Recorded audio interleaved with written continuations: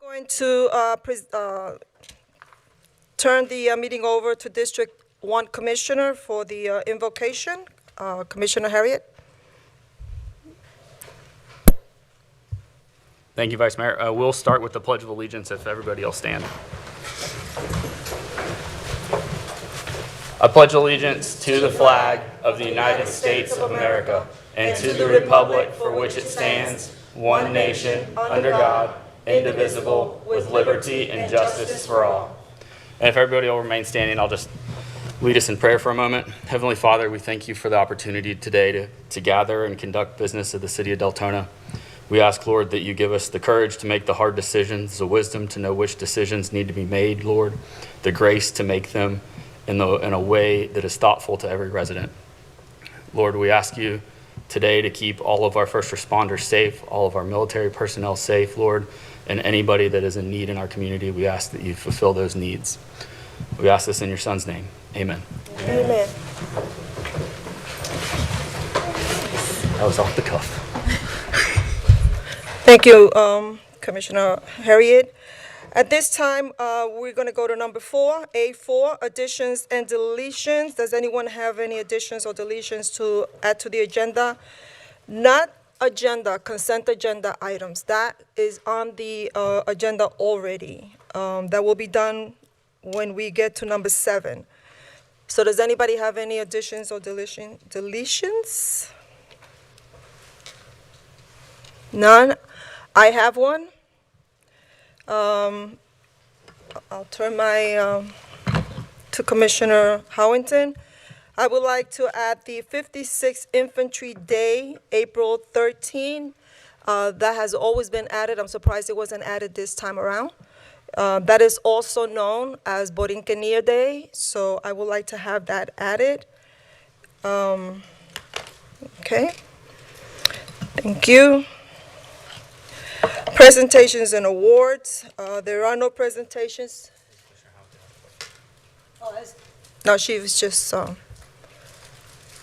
I correct? You have a question? I was just going to ask if everybody was in agreement with the addition. Yeah.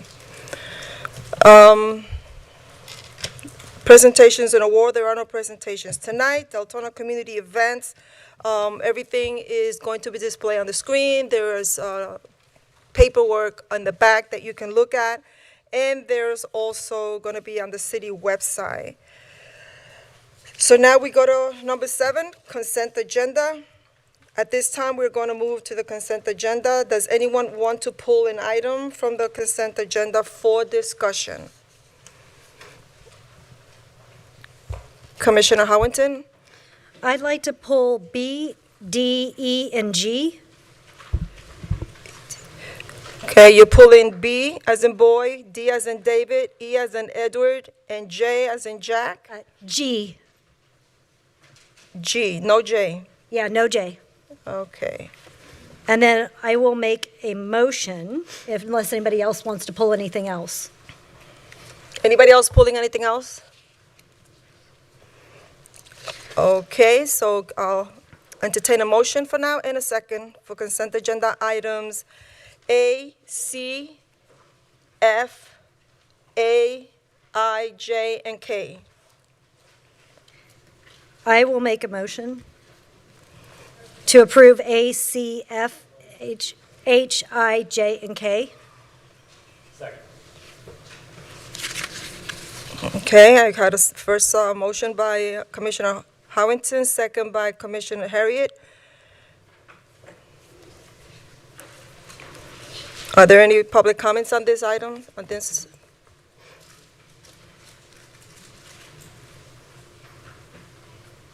Items, right?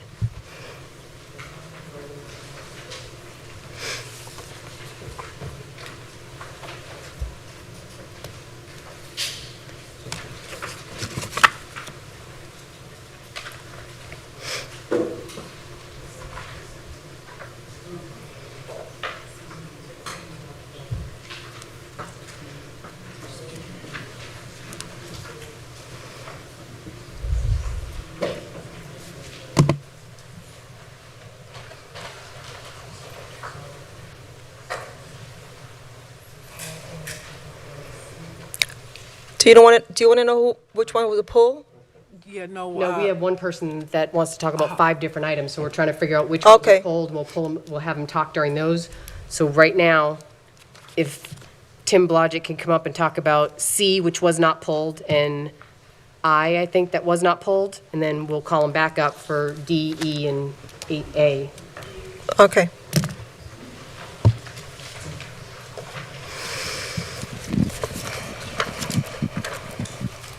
So Mr. Blodgett is up for That's very thoughtful. C? And then we'll call him up individually for the other 3 that you pulled. Okay. Can I start now? Okay, we're talking about Volusia Forever. I'm all for keeping funding going, and I don't really understand why they want to end it. The only thing that I would change about it is I would start gobbling up some of this open free space to make it open forever. Call it a wildlife management area or whatever you want. If you keep them open, you can't build anything on it. That would be the other stipulation that I would make. Because once it's gone forever.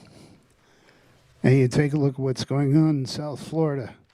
They're gobbling up land right and left. They're overdeveloping it. They're destroying it.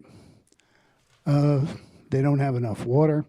They open their taps. They're getting salt water coming out of their taps. And they just keep on filling people up.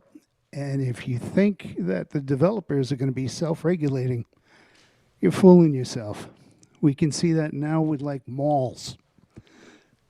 Do you know that there's something like 27 cubic feet of retail space for every person in Florida?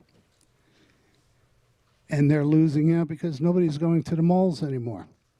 Everybody's buying online. So, don't let them do it to housing. They've already done it, completed it. They've gone their whole cycle in the commercial field. And we need to be very, very careful about how we develop here. We can have paradise, or we can have swamp huts. Choice is yours.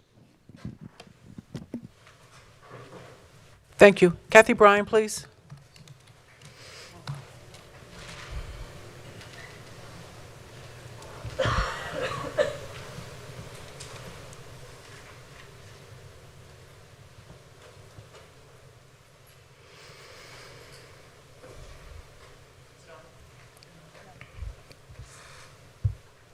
Okay, you Okay, thank you. Kathy Bryan, Deltona. I know. Item C, I know you guys are sending a letter. I'm very glad we're doing that. I hope that we are stating it in such a way that we make it very, very clear to the county that this is what the voters decided, and forever is forever. Forever is not, well, for now. For at Volusia Forever, it also doesn't mean, well, let's cut in on the edge of this one here, let's cut on the edge of this here, and let's cut in on the edge of that there. Because the more you put people closer to those areas, the more damage and destruction you do that's irreversible to the whole ecosystem and in and of itself. And the destruction of one thing in an ecosystem can lead to multiple things in an ecosystem. And we need these areas. We need these areas, not only our wetlands, but our drylands. I've said this many, many times over and over again. And putting in parks and whatnot is not always the ideal thing either, whatever kind of park it is. Sometimes you just need to have natural areas that are left undisturbed. So I hope that's in all of your hearts. I really don't give a crap of what the developers want. When you buy property, you know what you're buying. Buyer beware. And then you want to go change it later, have it rezoned. Oh, I didn't know. Sorry. Do your research. We did before we bought our house here. That's why we're on a nice hill when the house that was already developed when we got here. years and years ago. So I poor them. Poor them. And there's places for people to live. There's people moving out of Deltona and out of the area all the time as people are moving in. So I can't cry over that. So I hope it's in all of your hearts and that you stand up for to the county on keeping Volusia forever in perpetuity. Thank you. That's, Okay, that's it for public comments. Right, can we call the vote?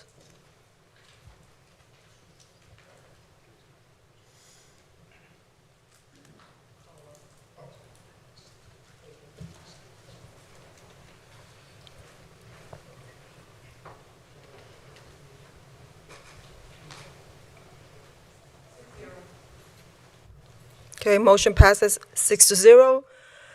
At this time, I would like to, well, actually, go to Howington first, or do you call the resolution? Attorney? This is item 7B. This is pulled from consent. This is resolution number 2026-24, a resolution of the City Commission of the City of Deltona, Florida, adopting a revised master fee schedule of fines, fees, costs, and/or penalties, and various administrative fees relating to the City of Deltona Code of Ordinances, providing for conflicts, severability, scrivener's errors, and an effective date. Thank you. Commissioner Howington? You pulled the item? I don't see your name on there. You gotta scroll down. Thank you. I mainly pulled this because, as we heard from residents at the last meeting, they've asked that we not bundle things into the consent agenda, that they actually want to have the opportunity to have conversations relative to specific items. And so that was one of the main reasons, being that the master fee schedule is being adjusted for water rates. And so I wanted to make sure that our residents have the opportunity to speak on this topic, as well as ask any questions. And so I see Mr. Parrish is there and prepared. I believe that, are you going to be doing a full presentation on this? Depending on what questions y'all may have. Okay, because I think it would be nice to have an overview for the residents of what the proposal is, as well as why the proposal is what it is. Sure. And how we got to this point, if Okay. that's possible. Sure, Thank you. absolutely. So, hello? How about now, Commissioner? All right, awesome. So, where we're at, we've had a couple of meetings and we had a workshop about it, about why we have rates, why we have the need for increases. Where the utility is we have services that are essential public services that we have to provide continuous operational support for it. It's very critical that we have those items.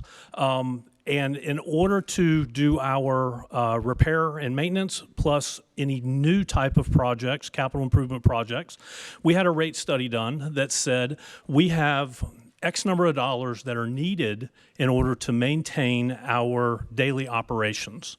And then we have X number of dollars that are needed for capital improvement cost. Once we had that study in and we saw what the rates were currently, there was a shortfall that came to approximately 6% across water and wastewater. Okay, so we looked at and we said, what type of capital improvement projects did we do over the last 5 years, which there were 21 of them which were successfully completed. Out of the last rate study, there was only one item that we deemed was not necessary during that 5-year period, so we didn't spend that money. So we've determined that there's 19 capital improvement projects that need to be completed to either improve the quality of our operation, improve the infrastructure of the operation, and make sure that our residents have a water system that we are taking care of correctly and timely so that we don't have issues, okay? So we looked at those and we said, what items are not necessary? And we removed some of those items. We do that every single year as we're looking forward over the next 5 years, not only whenever we have a rate study done. So we really honed it down to the items that are either mandated, funded or unfunded from our regulatory agencies. What type of items do we need for repair and maintenance over the next 5 years that if we don't do are going to cause critical infrastructure failure? We looked at all of those, came up with a list of 19 items which said this is what you need in addition to your operation and maintenance and repair. So we have those 19 items, and we looked at it and we said, okay, we have compliance issues that we have to deal with, so we have these 19 items that we have. On top of it, we have funding opportunities in grants and bonds and so forth, and we've done a huge effort and come a long way in a short period of time of making sure that our bond rating is elevated each time that we have a new evaluation. We've increased each time over the last several years. We're looking at an AA minus coming up. And what that basically means is the city of Deltona and the utility is very stable. In our normal daily terminology, like for a normal individual, you know, we've got good credit, bad credit, and so forth. Well, it's almost like the city of Deltona right now has a credit rating of 850. You know, we can do a little bit better, but we've got an 850 credit score if you're looking at it as an individual.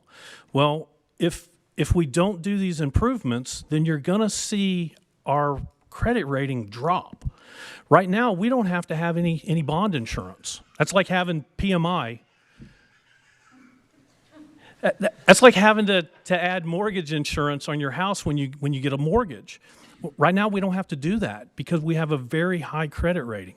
If we don't do these improvements, then it's going to cost us more to do these projects because our credit rating is going to go down. We're going to have bond insurance. We're going to have those items.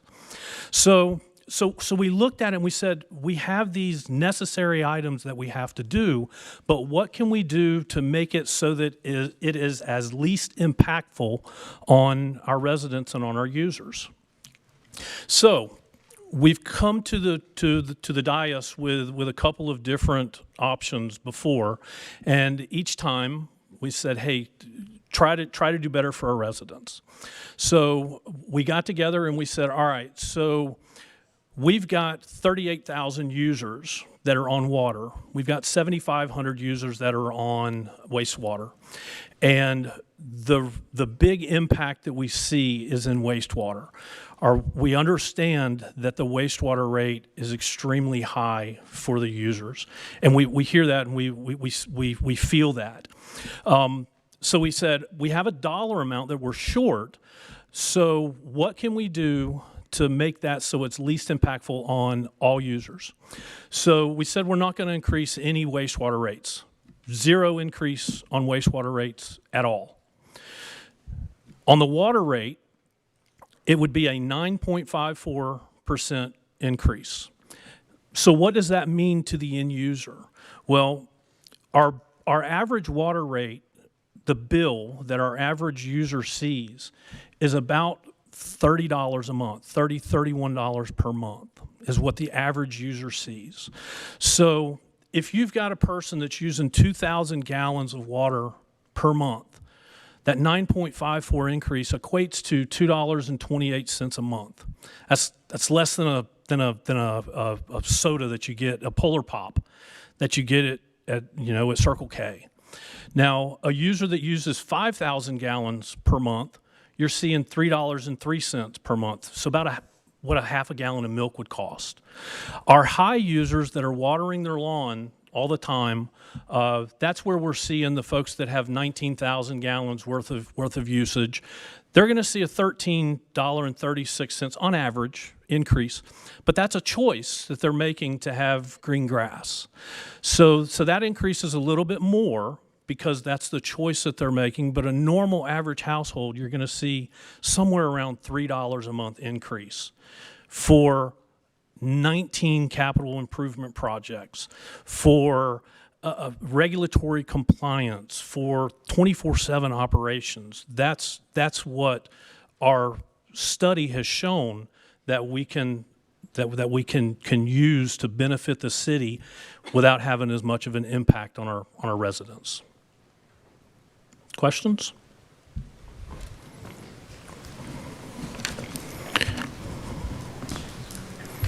Commissioner Howardson? Thank you. One of the questions that I had asked in the workshop was about looking into the option of selling the utility off, because as we've seen, these rate increases become very political. And so we do see where there may have been some challenges experienced by the utility over the years due to political pressure. Would you mind letting the public know kind of what you guys found, and it may be more of- John can speak to that. There you go. Okay, thank you so much. Good evening, Commissioner. So our rate consultant happens to work with the entity in question, and at the last meeting, it was discussed Nassau County, Amelia Island area that recently privatized their utility. And the key difference is here at the City of Deltona on our rates, we have the ability to make adjustments based on Deltona. The utility in question, their first year right out of the gate, had a double-digit increase when they privatized. And the city commission, city council had absolutely no control over that increase because now it's been privatized. So as I stated in several of the meetings, Jim, Glenn, and city manager's office and our rate consultant, we really went to bat looking at everything. And as stated, we started at increases that were pushing 18% here in 1 year. So we've definitely tightened our belt, looked at all expenditures, and we're able to come to you with this final recommended staff increase of 9.5% for the first year. Thank you. And I know that we spoke about this a week ago. Yeah, so absolutely. I know it was And when I say put you on the spot. 9.54%, on the average for all utility, if you look at both water, sewer, reclaimed irrigation, it equates to an average of 6% annually. Okay, so we've looked at the potential impact of rate increases, but we've also looked outside to see what the impact would be for residents if we were to sell off the utility and let someone else manage it.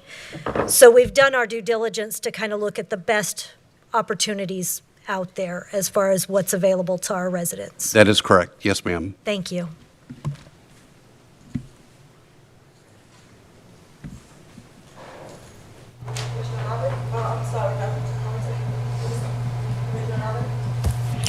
Thank you, Vice Mayor. So when we bought the utility company, we bought it from a private entity. And the result of having it been owned by a private entity was they had shareholders and stockholders. So when the users paid their water bill, they weren't paying for improvements to the system. They were paying stockholders to get their dividends. And that's the big advantage about the utility being publicly owned versus privately owned, is all what the ratepayers pay goes back directly into our utility. And it doesn't go to pay stockholders that aren't even here in our own community. So I think that's a very key component. Did we ever look at, on the wastewater side, being they're not going to have an increase, and you had said that the highest use tends to be people irrigating their yards. Do we have a program, or can we create a program to incentivize wastewater customers to be able to get irrigation meters? Yes, sir. Jim, Glenn, and I have discussed that, and we will put something together and bring it back during the budget workshops. I'd like to see if there's something the grant writer can maybe find to help with that too. We will work on that, sir. Thank you, sir. Thank you, ma'am. Vice Mayor.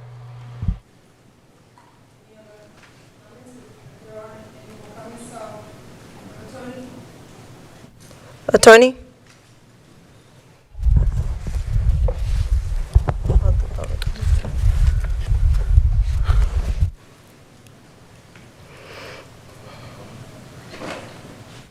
Thanks so much.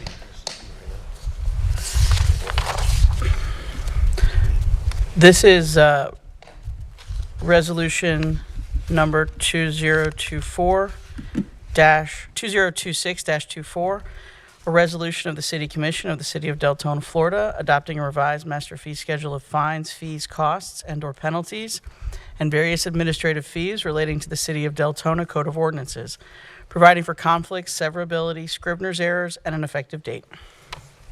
Thank you. Do we have any public comments on this? Yes. Jose Martinez, please.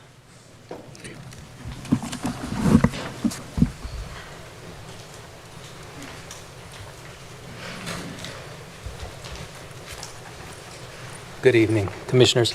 My name is Jose Martinez, and I live at Lake Baton Estates.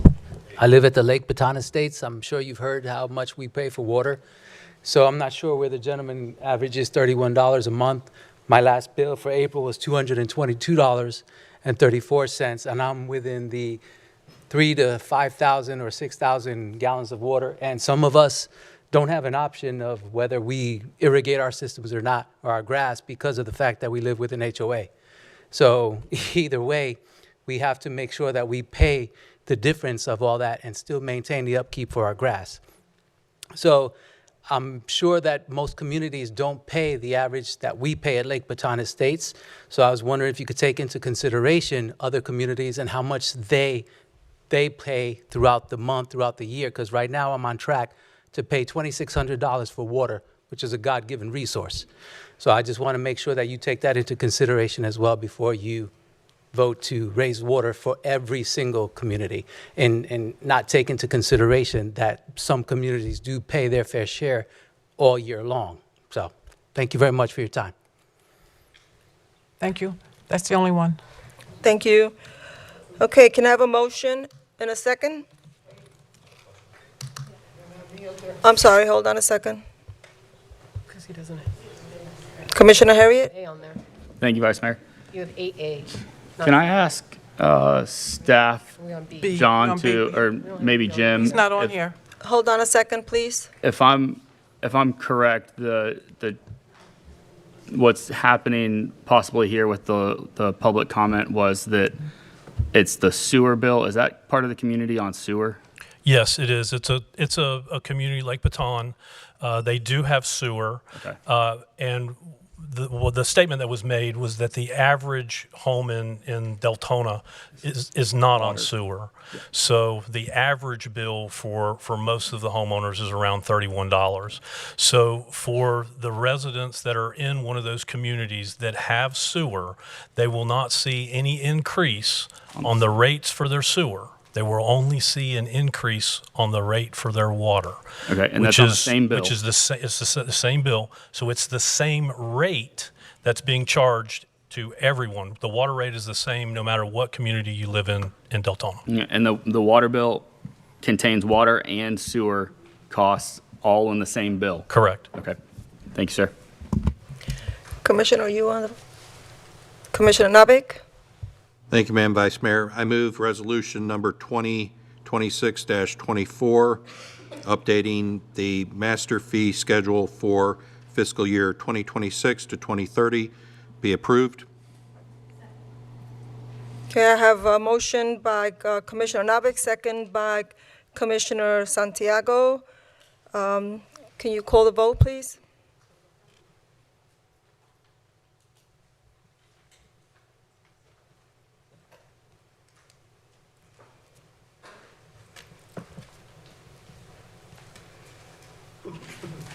Four, two. In favor. It passes 4-2. Motion passes 4-2. Okay, now we're going to,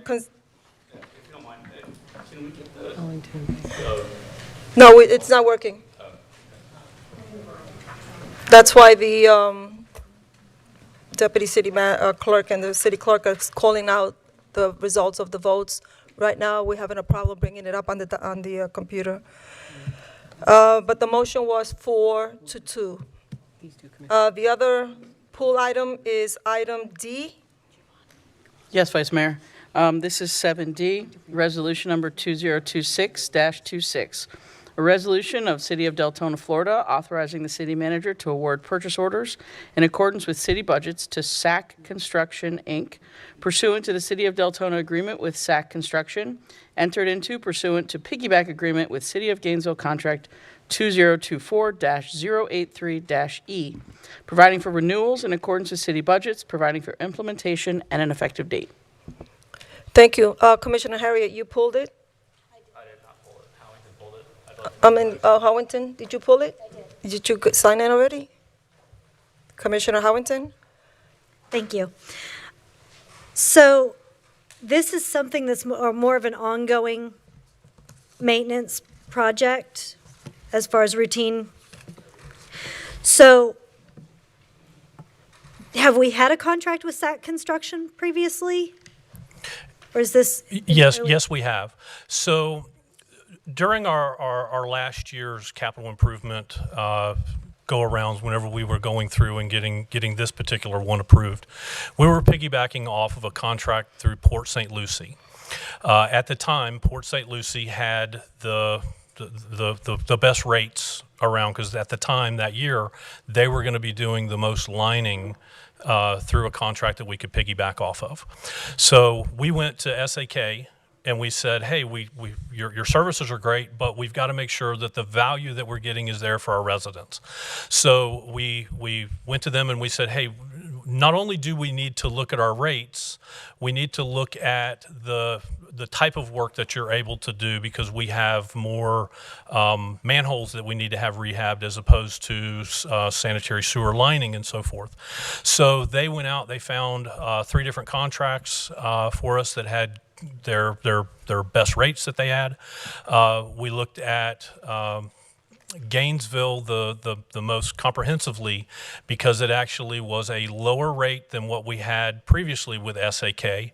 And then in our conversations with them, because they are located in Sanford and we're essentially one of their closest customers, they said that they will not be charging us for mobilization and demobilization, which is approximately 12% of what the contract comes to, because they have to bring all of their equipment over, they stage it, so forth, and then once they're completed with that round of the cure-in-place pipelining, then they take it somewhere else.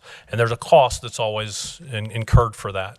So that's going to save us a tremendous amount of money and let us do more lining off of that same dollar amount that we've been spending. So we did a good job of negotiating with them, and at this point we just need the commission's blessing to move forward with the cure-in-place pipelining that we do annually. We have approximately 91 miles of sanitary sewer pipe. This $1 million will do 3 3/4 miles of that. So we have to have, it's approximately a 25-year turnaround. So once you've done one section of it, then by the time you get finished with everything, you're basically starting back over. And that's part of that maintenance of the infrastructure. Okay, I appreciate it. And again, as I mentioned previously, this is a large contract. I think it behooves the public to have that explanation. Yes. So thank you very much for sharing that information with us. Thank you.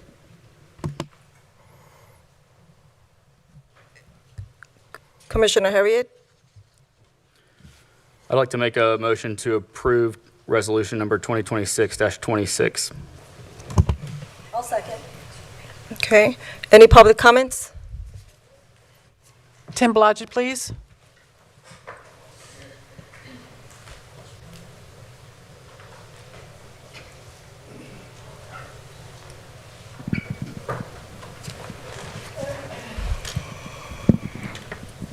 A lot of public here tonight. I'm glad I'm not running for office. It's no secret that we inherited an infrastructure that is less than optimal. And Mr. Parrish appears to be working overtime, trying to save us money and give us the best bang for his buck. So I got to say, whatever he says, do it. Thank you. That's it? Thank you, Liz. Okay, can we call the motion, please? I have Commissioner Harriet first and Commissioner Howardson second. Are we doing verbal vote? No. Can we do verbal vote so we have it? When we do the tally, we're going to say who votes in the negative, so we'll know how much vote it is. Thank you.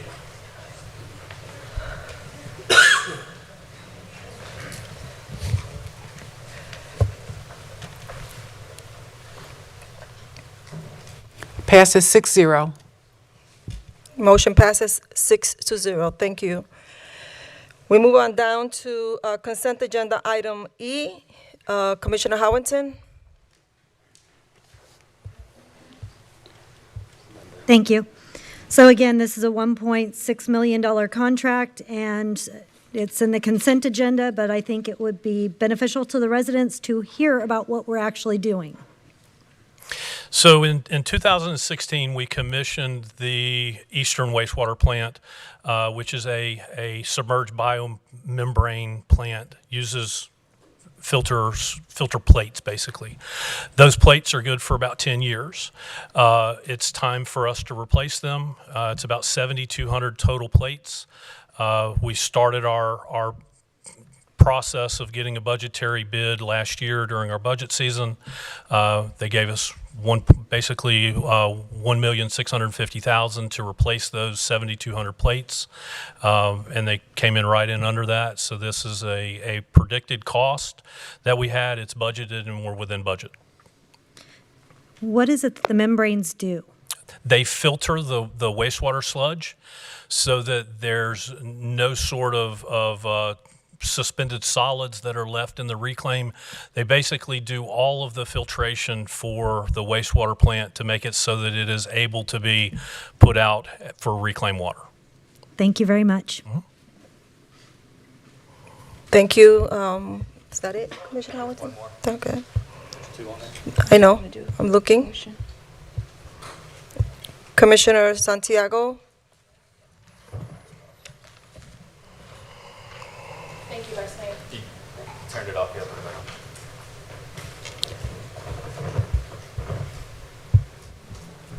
Got it. Thank you, Vice Mayor. Just like to make a motion, I move to approve resolution number 2026-28 for the budgeted capital improvement project for replacement of the Kubota membranes at the Eastern Water Reclamation Facility. Do we have any public comments on this?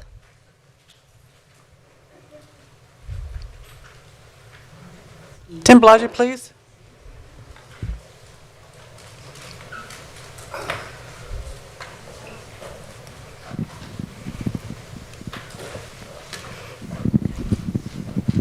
I'm going to feel like a broken record in a minute. Same thing as before. Kittens turn into cats. Puppies turn into dogs. Pumps break down, wear out. Filters need to be replaced.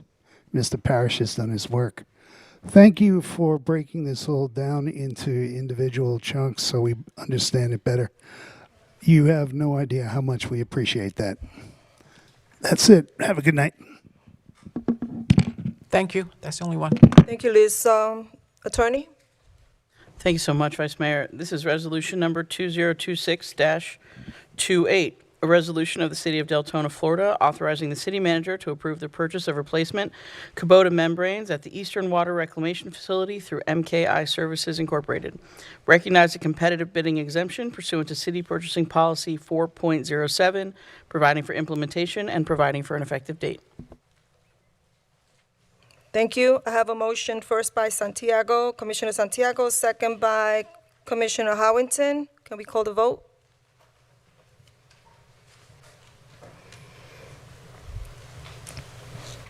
It passes 6-0.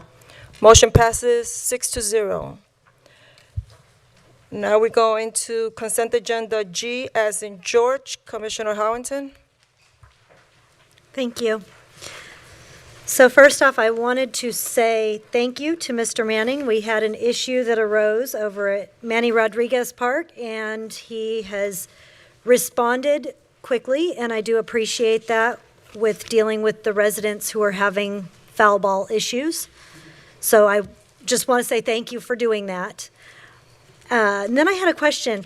During the budget cycle, we had discussed the lightning detection systems. Are those going to be included in any of these plans? Has there been any discussion? The lightning detection will be part of the budget process going into next fiscal year. We're looking at the options now to include that in the budget for our regular operating budget. That will not be capital. Okay, so that is Yes. part of next year's regular, okay, perfect. And then, do we have any sort of documentation kind of showing what the changes have been? We approved, I believe, just over $8 million in Parks and Rec, and now we're down to about 5 based on what is currently in the approval. Is there any way for us to be able to create a bridge for residents to see what the change is? We can create that, yes. This is just the first phase of what we originally approved of the $8 million. This is the quotes we've just gotten in, but we are going to get other quotes that will be coming before you in the next couple of meetings that will finalize that rest of that $8 million. Okay, thank you very much. That's all I have. Thank you. Does anybody else have a comment from the dais? Commissioner Harriet? I'd like to make a motion to approve resolution number 2026-30 for citywide park improvements.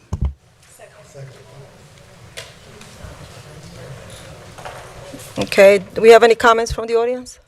Yes, Dana McCool, please.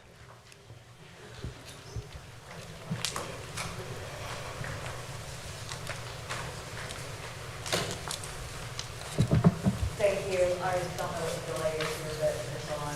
I'm sorry. It's supposed to stay on.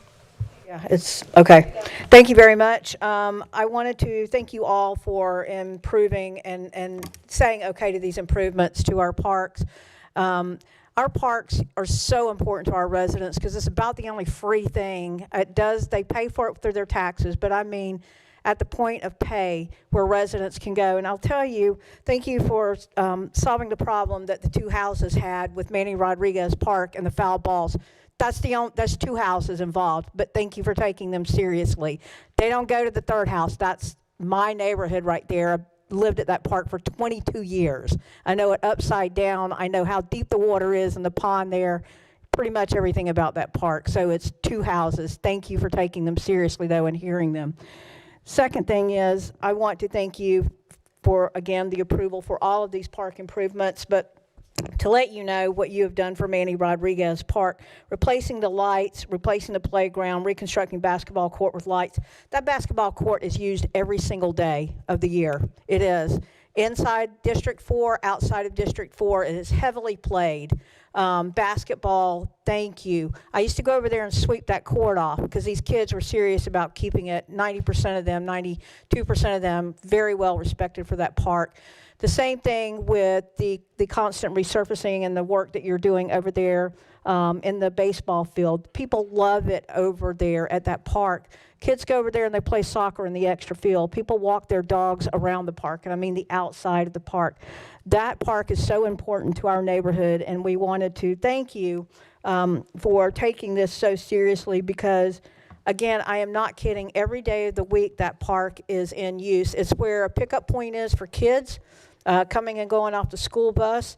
I remember a year ago, I sat there with some kids because they were being bad little kids. So I said, I'm going to sit here with you every morning at 8:30 until, you get annoyed with me and start being respectful. It was a great experience. We ended up having a kid at that park that was involved with a shooting at that park.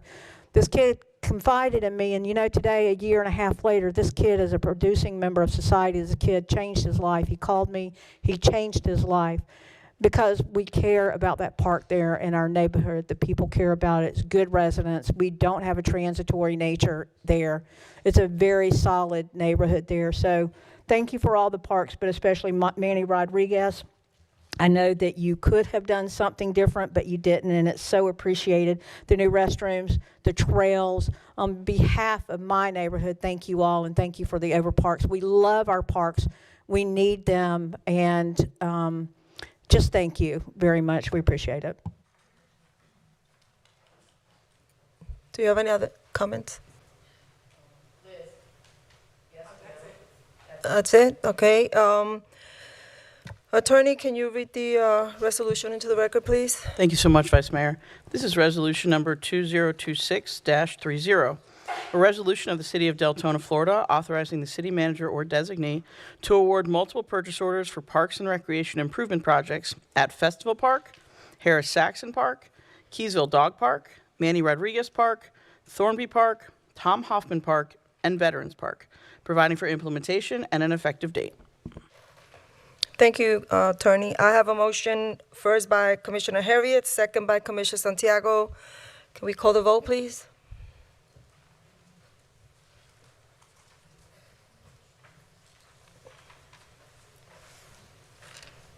Six zero. Motion passes 6-0. We're now going to consent agenda J, as in Jack. Am I right, Commissioner Harrington? No, we're at 8A. I'm sorry? 8A. Yeah, we're through. We through with the, I thought you pulled the J. Okay, so that's it then, for that. Now we're going to ordinance and public hearings. The next item is item 8. A as in Apple, public hearing ordinance number 03-2026, Animal Ordinance Chapter 14, Animals, as second and final reading.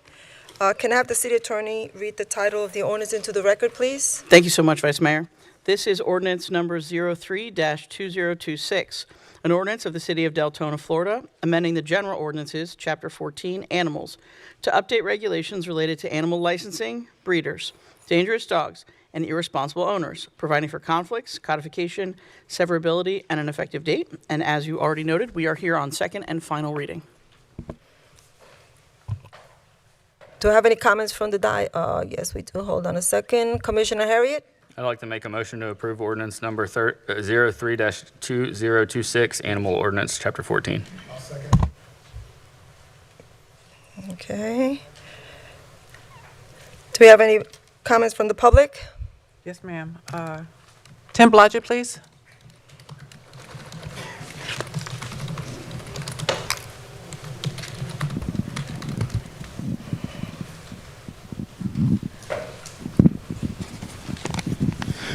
Hi there.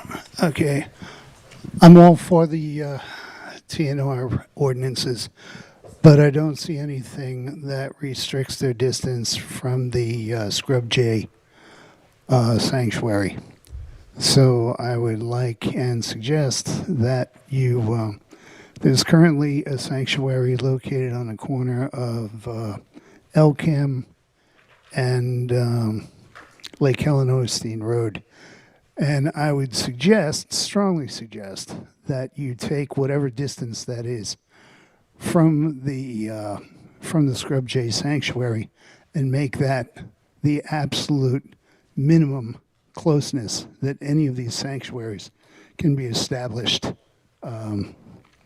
so that they don't go around eating the birds like the stray cats do in my backyard.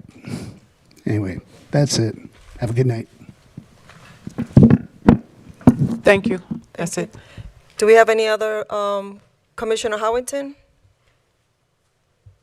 Thank you. In section 1488, under investigation and inspection, are we authorizing code to enter people's homes without permission?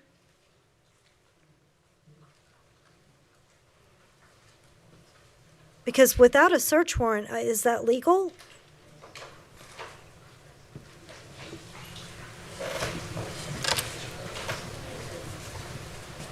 Can you repeat that section again? 1488, it's on page 16.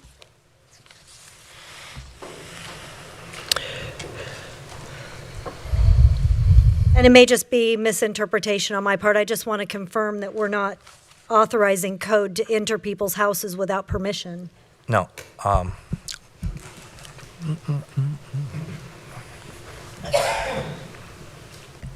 Because it says that if somebody's not present, that they can, after making reasonable effort to locate the owner or other persons having charge or control of the property and request entry, explaining the reason therefore. If entry is refused or cannot be obtained because the owner or other person having charge or control of the party cannot be found after due diligence, the animal control officer or authorized representative shall have recourse to every remedy provided by law. So I just want to make sure that lawful, because it does say lawful entry and inspect the property. So, I mean, that sentence right there sounds like we're authorizing people to enter someone's home without permission. We have done this in the past with the search warrant, ma'am. We will go to a judge or Yeah, commissioner. Commissioner. I think our attorney wants to jump in. Yeah, thank you so much. And obviously, we worked with staff on this. To be clear, this is not saying we can go in your house to look at your dog. If the property is occupied, which is this sub-point, so if you're on page 16 and you're looking at section 14-88, investigation inspection, you go to sub-point B, 1 and 2. And I believe you're referring to 2. Yes. Which is if such property is unoccupied, the animal control officer shall first make a reasonable effort to locate the owner or other person having charge or control of the property and request entry, explaining the reason thereof. If entry is refused or cannot be obtained because the owner or other person having charge or control of the property cannot be found after due diligence, the animal control officer or authorized representative shall have recourse to every remedy provided by law to secure lawful entry and inspect the property. We still have to follow the law to secure lawful entry and inspect the property, but I'm going to explain to you when this has been used in recent past. There was a person who was renting a property, and that person was incarcerated. And in that property were like 30 cats. And we got reports that they were not being fed or watered. And we did not know if there was anyone going to the property. We spoke to the landlord. And ultimately, the landlord provided access. But that's the type of circumstance when this comes into place. No one marched into anyone's property. And the landlord certainly had the right to open the door, which is what ultimately happened. But that's when this happens. When there's animals inside, we see them, or usually a neighbor sees them, hears them, no one is there, no one's caring for them, and we know they are incarcerated, deceased, or something otherwise tragic has happened. That's when this comes into play. But certainly all lawful methods of entry are always followed.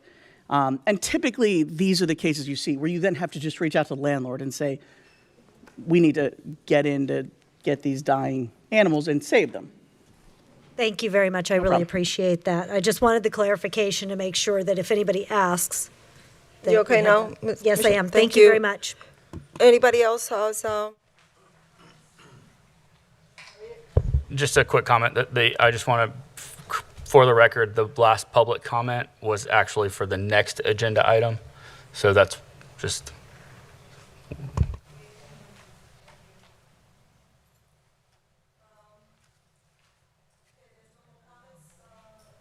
If there are no more comments, can we please call the vote?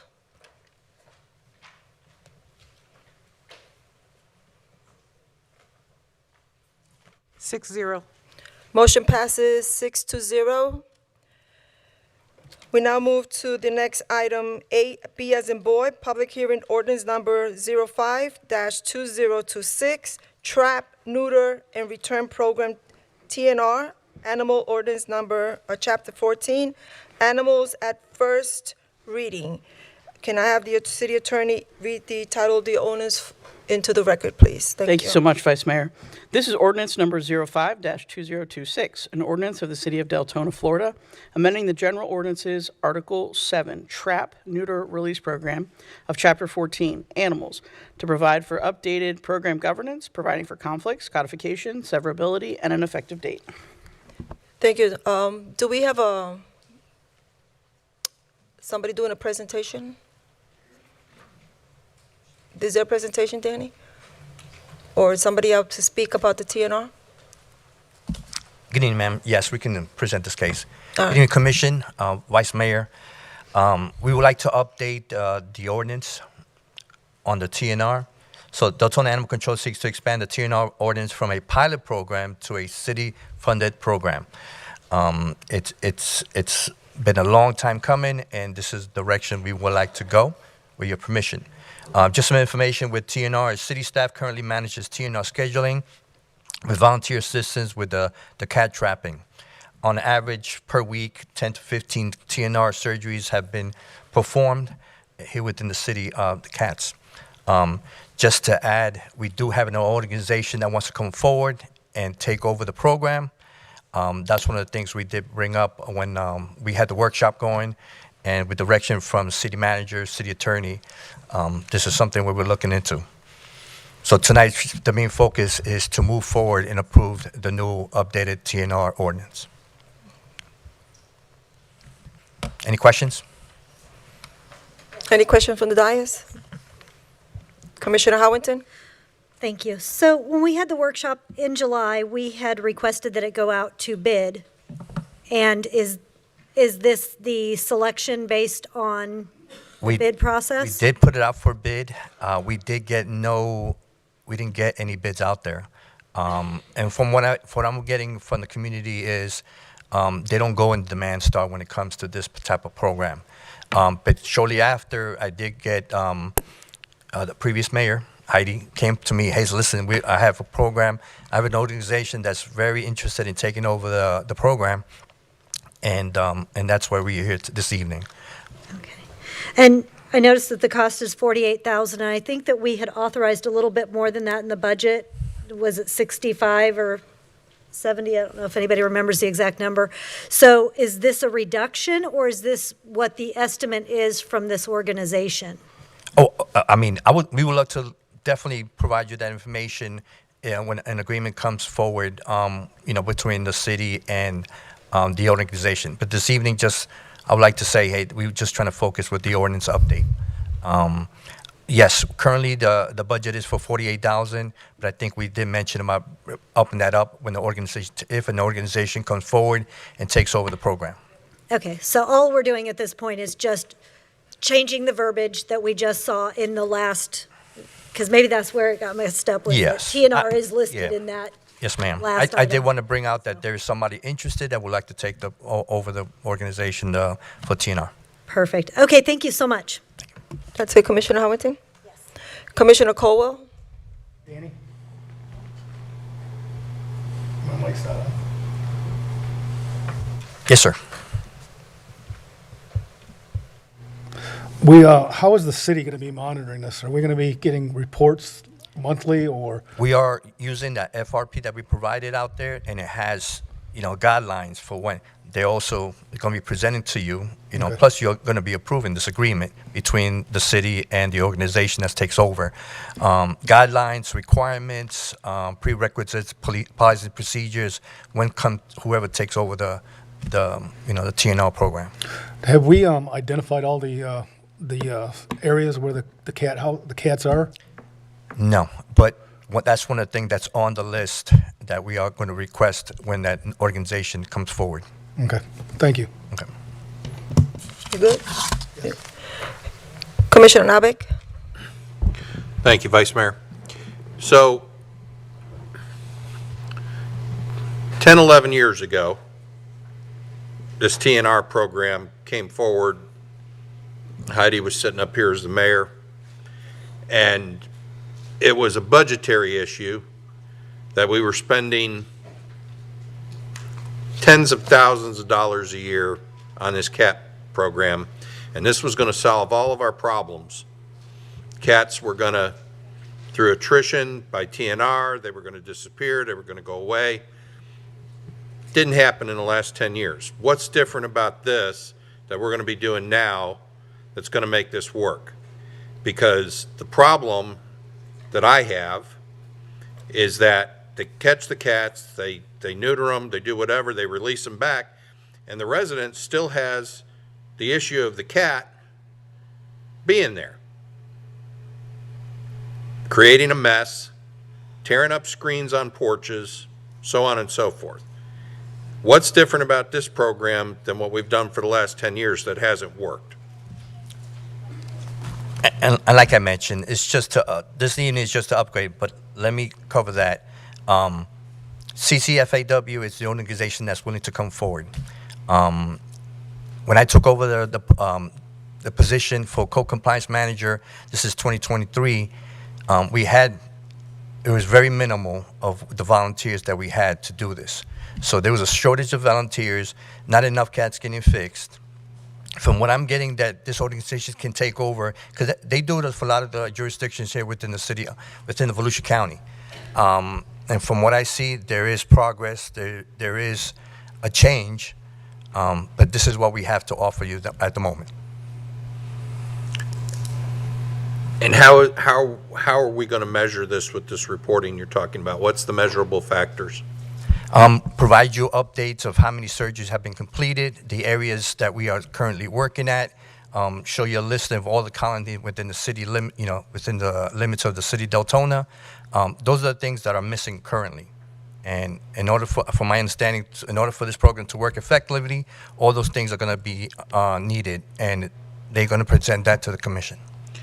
Based on what you know, or maybe there's somebody you can refer to in the group here, what would be a reasonable amount of time, and what do you see as a benchmark in that amount of time? In other words, you want 90 days, you expect to see a 10% improvement? What's the window? Let's go. Now we're getting the expert.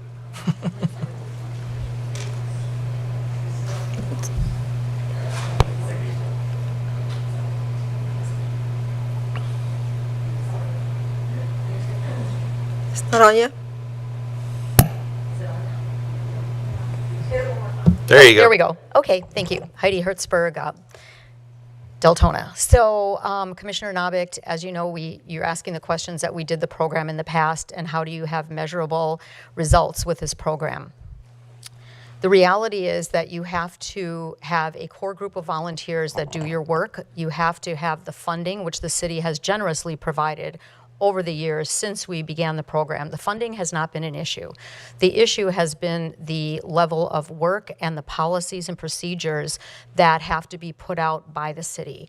And if you don't have policies and procedures that are memorialized, like you're trying to do right now, you're trying to memorialize a program that was a pilot program before, and now you're trying to make it a program by ordinance. And what that's going to do is have a lot more accountability, and it's going to have a lot more solidification with policies and procedures, which is sorely lacking in the past, because every time we've had changes with volunteers, changes with staff, changes with the commission, the program's parameters change, and you're never going to get proper measurability and accountability if you continue to change all the policies and procedures. So the organization Concerned Citizens for Animal Welfare does this for 6 cities in Volusia County, has been involved with this since 2012, and has a program and a way of dealing with this. And they have accountability also in terms of surgeries, how many you're actually doing, what are your results, and so forth. So to have a measurable result, it can't be in 1 month, it can't be in 3 months, it can't be in 6 months. If you look back on the program, you look back on the numbers, which we would be happy to present for you at the next meeting, or when you choose to approve the contract, if you choose to do that. We have all the data for you. It's my understanding that today is just memorializing a program, not details and not any part of the policy. But if you are so inclined to have that information, we have all of that available to you in terms of, we have cost, we have past records of surgeries. I have records of impounds from 2024 to 2025 to give you a visual as to what you're dealing with, not only with cats, but with dogs. And the reality is, with the Trap, Neuter, Return program, you have basically 2 options. You either implement a program to try to control the population of the cats, or you don't, and you have the option of either letting it continue, or you're going to take them to the Humane Society or whichever shelter you decide. And then you'll have the policy, which you have a contract with Halifax Humane Society right now for impoundments. And you have also a return to field program that Halifax is implementing in taking in cats, because most of the humane societies are not going to take your cats and euthanize them, because that's your other option. So population control is what you're really looking to achieve. And the last thing I'd like to say is if we look at the city of Deltona, this city has a population of 100,000 people. And please, staff, correct me if I'm wrong, 38,000 plus homes. And a good percentage of those, probably, 25% are rentals. So your bigger problem is how many people leave animals behind, especially the cats. How many release them? You can talk to the volunteers, of which a great group are sitting behind me, of people that have been doing this for a long time. They're going to manage the colonies, and I'll guarantee you every month there's a new cat dumped there, a friendly cat, a cat dumped out because people move and they leave. So that is what your ongoing problem is. You're never going to eliminate all the cats in the city. It's not going to happen, because you have a continual group of people that are dumping them back in colonies. And that's not only cats, it's dogs as well. So I've belabored that long enough. That is what our organization is looking at doing.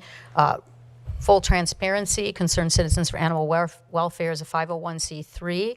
They are a nonprofit, they are not a rescue.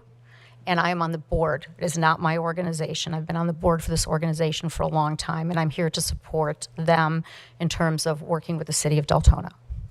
Thank you. Just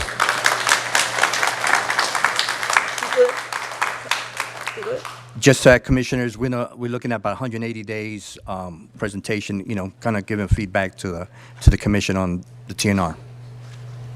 You good? Commissioner Harriet? Thank you, Vice Mayor. I appreciate that presentation, that short presentation. I want to highlight something that was said at the end about the circumstance that we're in being an ongoing and perpetual circumstance due to the abandonment of animals. I also, along with this, want to see this commission address that in a more heavy-footed way. And to say it clearly, I want to make it really, really expensive for somebody to abandon an animal in Deltona.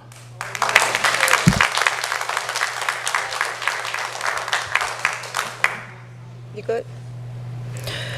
I want to say something about this. I was part of, I just got elected when this program started. And the program was working when volunteers and staff worked together. Something happened along the way where procedures fell between the cracks. Relationships between volunteers and staff also fell between the cracks. And in order for this program to work, we all need to work together. It's not one side more than the other. Of course, the city will always have the upper hand on this program, but they can also work with the volunteers, because youth volunteers are the ones out there doing 100% of the work. So I just got to say that in the beginning it did work, and I'm pretty sure with Danny was not there at that time. With Danny on board, I'm pretty sure he's going to do a great job of making it work. So I am looking for a motion. Vice Mayor, I have a question for the attorney. Commissioner Nabik? Try again, one more time. Again? Yeah, I'm still blue. Mm. There we go. To Commissioner Harriet's point, can we add something between first and second reading about toughening up the abandonment thing, or do we need to go back to the other ordinance to do that? My recommendation would be to move this forward as drafted. It's clean, it's tight, and it's limited to this one program. But certainly, we're happy to work with staff to either create an additional section, amend our current section about abandonment, to bring you another program for you to consider, because I don't want to risk slowing this down. Can we have consensus then, Vice Mayor, to direct Danny and the attorney to work on that abandonment enhancement? All at once? Aye. Aye. Thank you. Nay? Okay. All passed. And I approve, I make a motion to approve ordinance number 05-2026, trap, neuter, and return program, TNR animal ordinance. I know I have Commissioner Santiago on the board. Would you still like to talk? I'm sorry. I'm sorry. Okay, did we have public comments on this already? No. Okay, can we have some, do we have anybody to speak on this? No? Can we call the vote, please?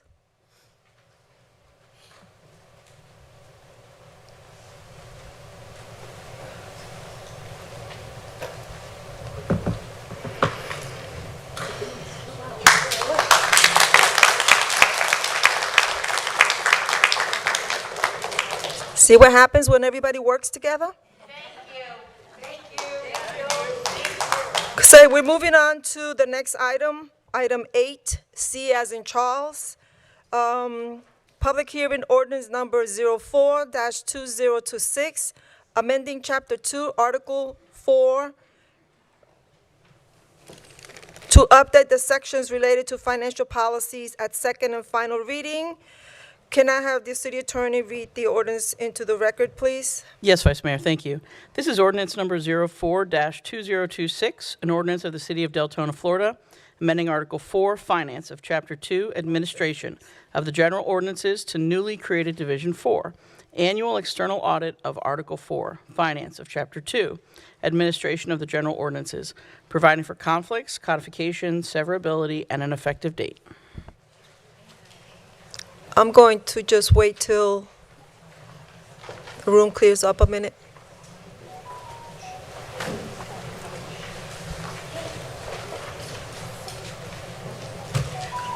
Okay.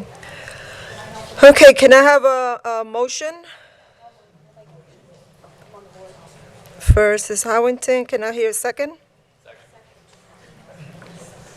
Harriet. Emma got that. Do we have any more comments from the dais? Are you on, Harren Nabik? Waiting on you. Change me from blue to green. There you go. Mr. McKinney, if you would be so kind. This has got the provision in it about the for lack of a better term, I'll call them intermediate audits. Yes, sir. And you want to briefly just explain that or the advantages of that and circumstances? Absolutely. Let me go to it. Commissioner, under this change, then the city commission would have the ability to ask our external auditors to do a limited scope audit of any kind based off of 5 criteria. Circumstance or situation has arisen involving a breach of public trust. 2, an organizational change such as a charter officer, finance director, fire chief, etc. A regulatory or non-compliance issue, an operational efficiency issue, or a preparation for an upcoming external audit.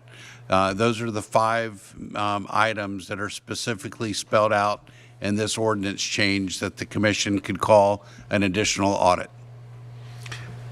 Thank you, Mr. McKinney. I had met with the manager and Mr. McKinney and when I recently came back and had some concerns about our ability to use our current auditors to do these specific types of intermediate audits, because I think that gives us the ability to catch something sooner than later, especially, and then it gives a clean slate to a new or incoming manager or department head that has a large budget. So I'm very happy with what Mr. McKinney came up with regards to that, and I hope we can pass this and move this forward tonight. I'm 100% supportive of it. Commissioner Colwell? Yes, Mr. McKinney. John?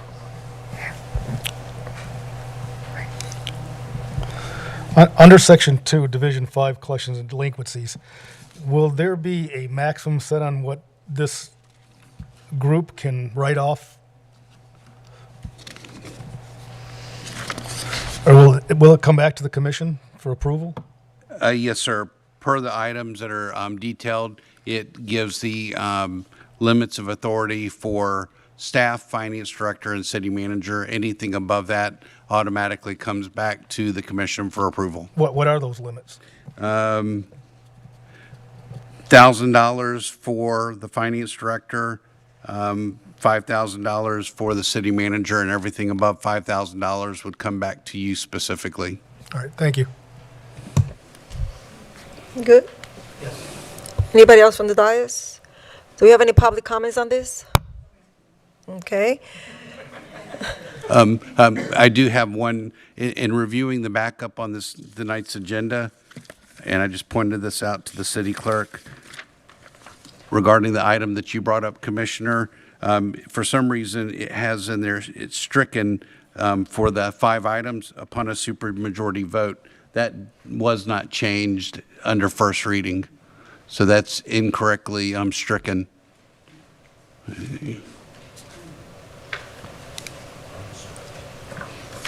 You know.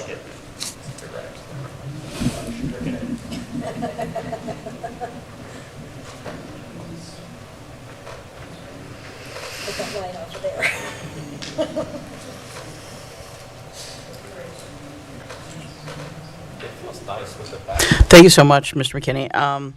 So just to correct, on the record, if you look at page 1 under section 2-183, spot 1, introduction, the second paragraph, there is an incorrect strike through. So please, we are adding that back in. It is not being struck.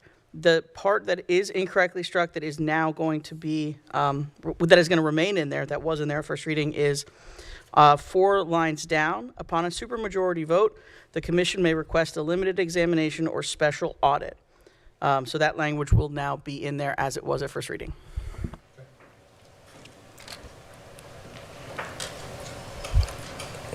Any other no votes from the public, Liz? Thank you. Can we vote, please?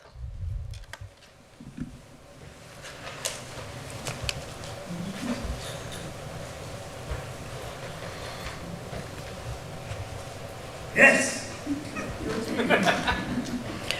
We'll now move to the next item, item 8D as in David. Can I have the city attorney read the title of resolution into the record, please? Thank you so much, Vice Mayor. This is resolution number 2026-27, a resolution of the City of Deltona, Florida, approving the consolidated annual performance and evaluation report for fiscal year 2024-2025, CAPER, ratifying transmittal of the CAPER to the U.S. Department of Housing and Urban Development, providing for implementation and an effective date. Thank you. Do you have a motion? I'll make a motion to approve. Second. Okay. Any comments from the dais? Nobody under the... Any public comments? Okay, can we have a first by Harriet and second by Santiago? Can we vote, please?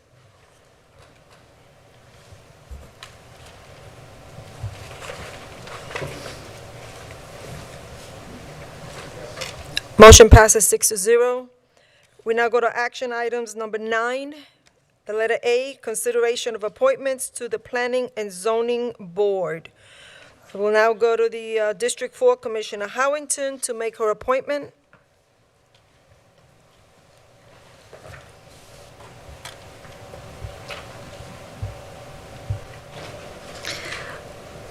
I move to appoint the following member to the Planning and Zoning Board for a term to expire on March 15th, 2029, Larry French. Okay. Can I get a motion for that? Second.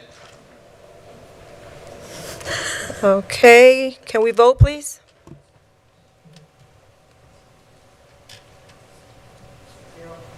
Motion passes 6-0. I will now go to Commissioner Nabik to make his appointment for District 6. I make a motion to appoint Lori Warnecki to the Planning and Zoning Board for a term to expire March 15th, 2029. Okay, I got a motion by Commissioner Nabik, second by Harriet. Can we get a vote, please?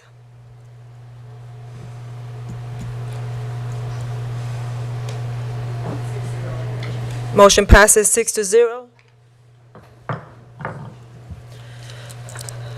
I make a motion to approve Rachel Amoroso for District 3 P&Z Board.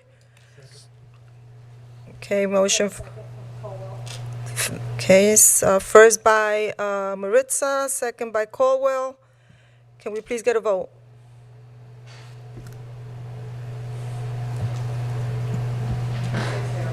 Motion passes 6-0. Okay, so we're going to item B as in boy.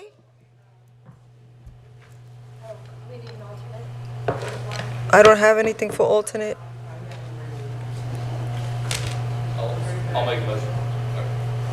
I don't have anything for an alternate up here. Do we have a? Okay. Can I make a motion? I'll just make a motion to appoint Christian O'Brien as alternate. I'll second. Is that a? He's already on. Let's just bring it back. Yeah, let's bring it back next motion so we don't have to rush into it. Thank you.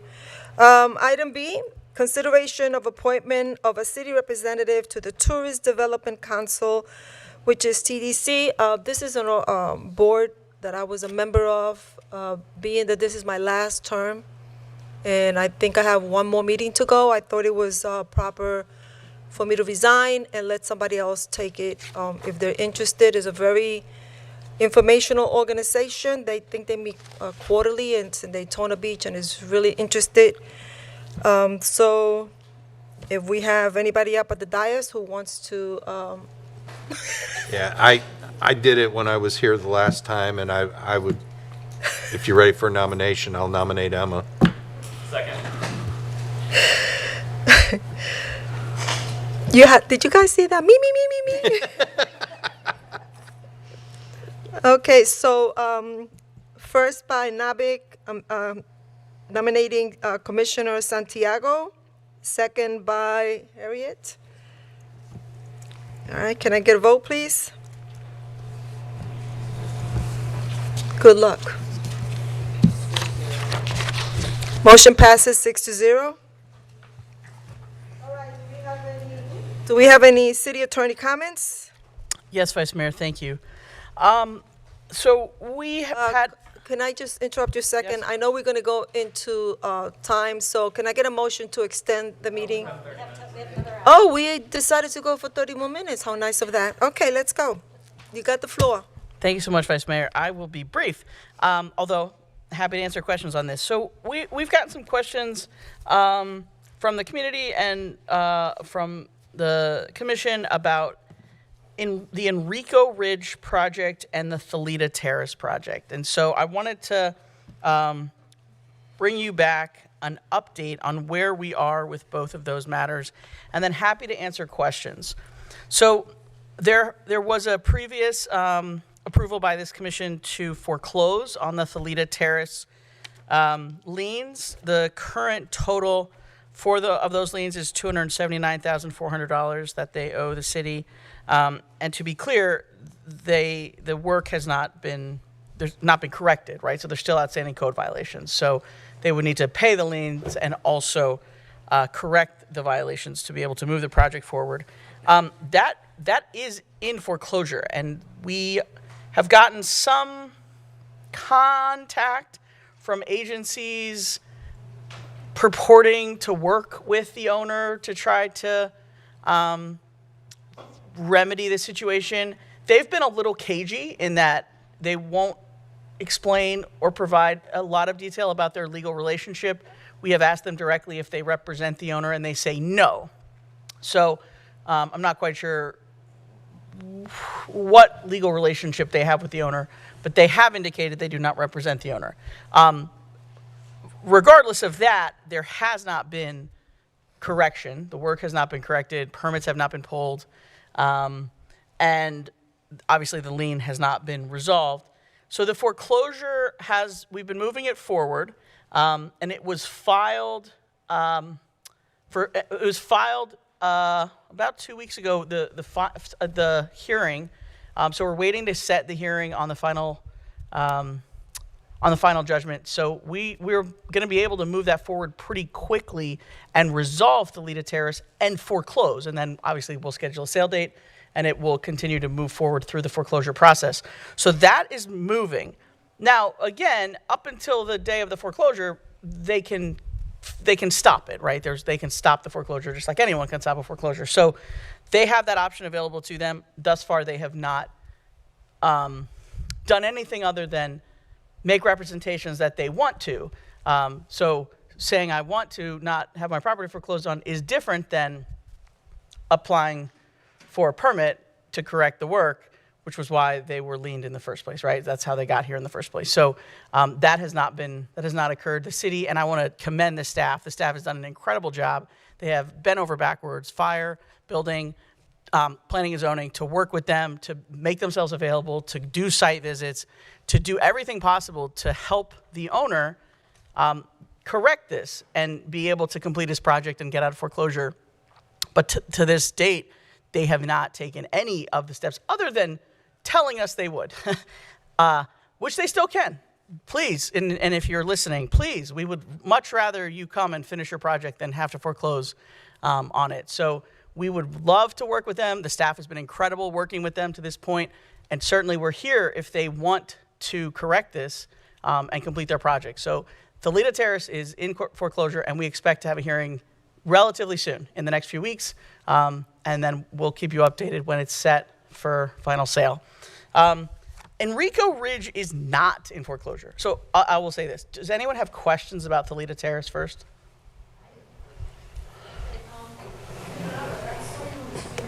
No, you didn't turn me off last time.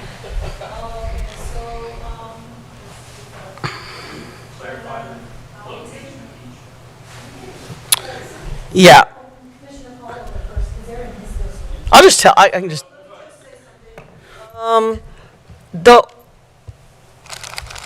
The lineup I have is Howington and Colwell. So who's going first? I'll go first. Toss a coin. I made it just drop down the list. Okay, here we go. Commissioner Howington?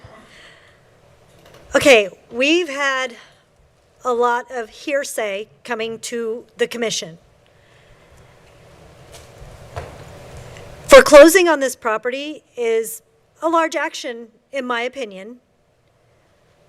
Is there a way for us to set up either a mediation or an executive session with the commission to sit down with the ownership group so that we can face-to-face have a conversation with them? Because frankly, I don't know that I believe the information that I'm hearing.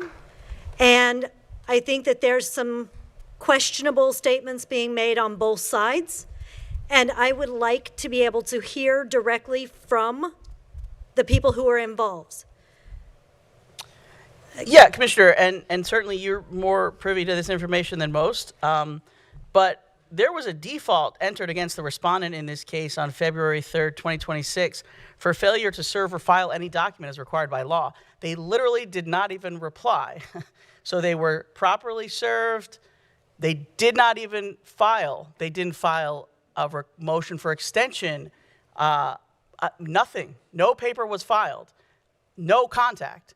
So certainly, if you think an executive session is warranted, we're always happy to meet with you to discuss cases. But this is a group that if you're not willing to even come and ask for an extension, file a paper. Have anyone. You don't have to be an attorney. They can file pro se. The owner can file a notice of appearance. They can say, this is my property. I want an extension.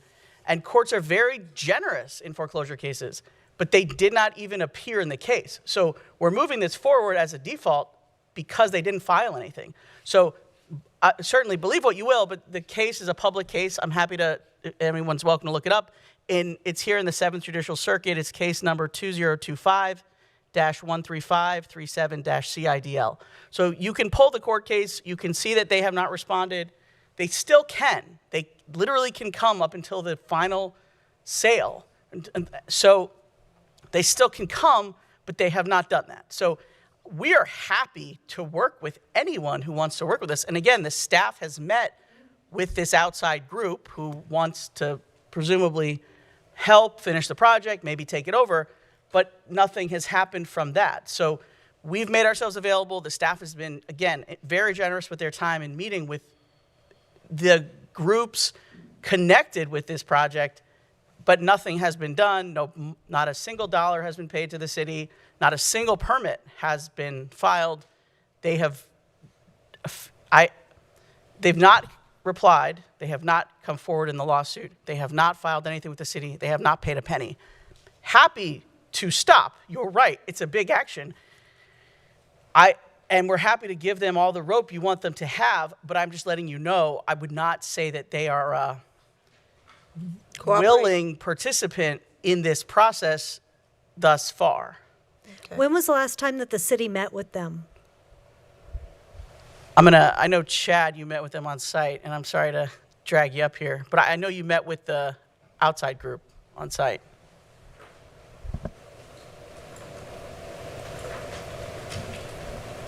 I can't remember exactly the date we're there.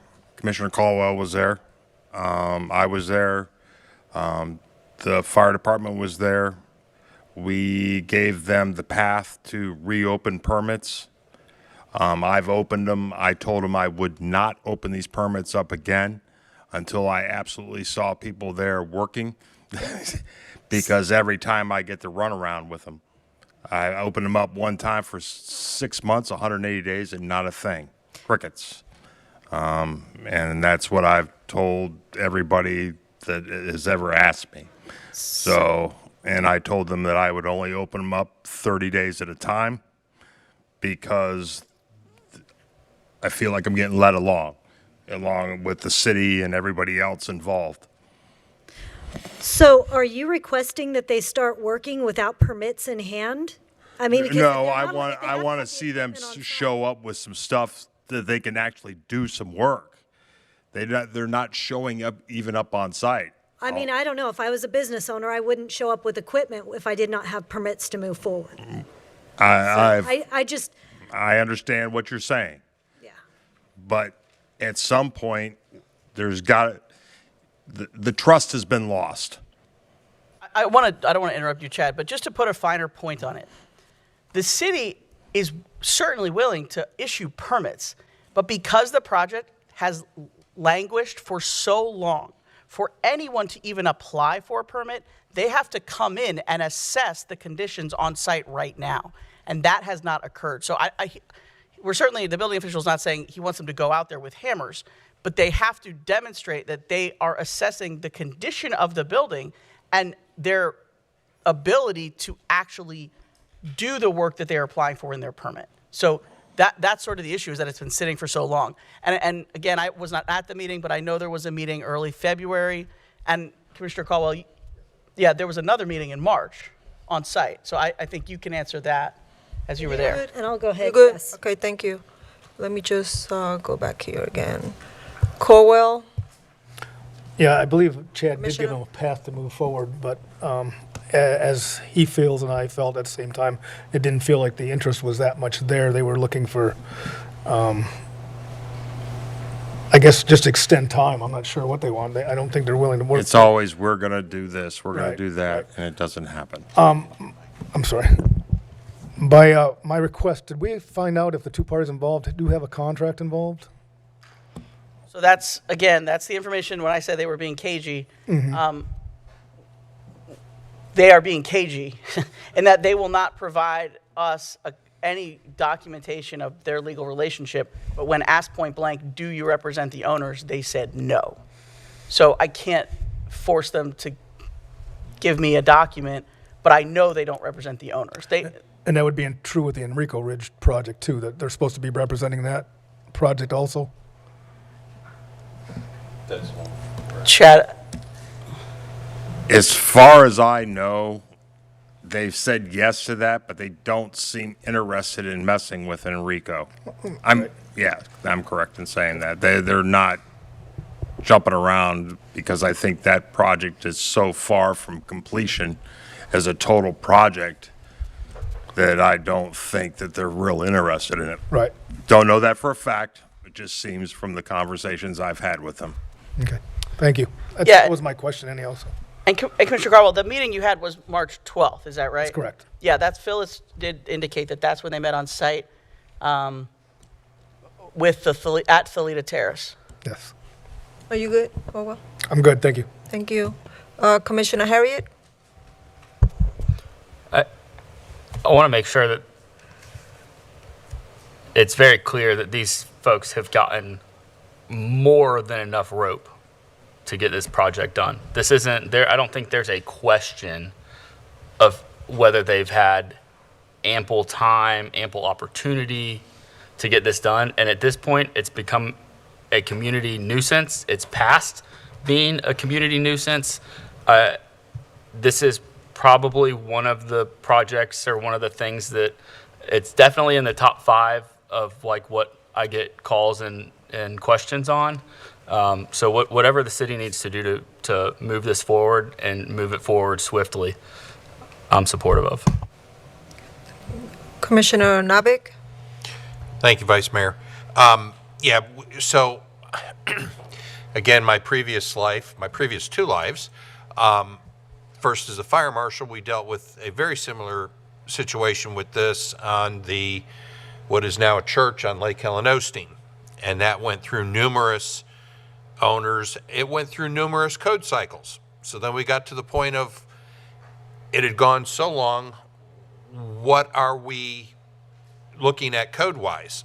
And we had to have partial systems re-inspected, determine, like they have to do with this building, where are we? And then does the new code apply to that? Staff has been more than taken advantage of in this project. The taxpayers have been continually footing the bill for staff to go out there and spoon feed these people. It is time you drop the hammer. Clean it up, get it off the books, put it back in our hands. Somebody will buy it. Somebody will take it. The problem is the people that are there right now are playing a game, and we got to stop playing the game. So just drop the hammer and get a clean slate so that a new developer can come in and say, okay, I can evaluate the building. Here's where we're at with systems. They can have a meet with the building official and the fire official and say, okay, this is the starting point we see we're at, and let's move forward from here. This group is just running us around in circles for some advantage that I don't understand what it might be, but it's time we get this off the books and drop the hammer. Okay, I agree with Commissioner Nabik and Commissioner Harriet. I think, is this the same one that came and had all our commissioners agree to give them access on Harlem Boulevard to that little piece of property that they can open up to go in and do whatever they wanted to do? And that money that they sold that property for was supposed to be used to upgrade one of these projects. Is that the same one? Because if it is, I voted no on it. Shame on them for trying to, fool the city and our city staff spending their time on this project every time they want to come up and talk about it. So I think it needs to be put to an end. Yes, on our Vice Mayor. side.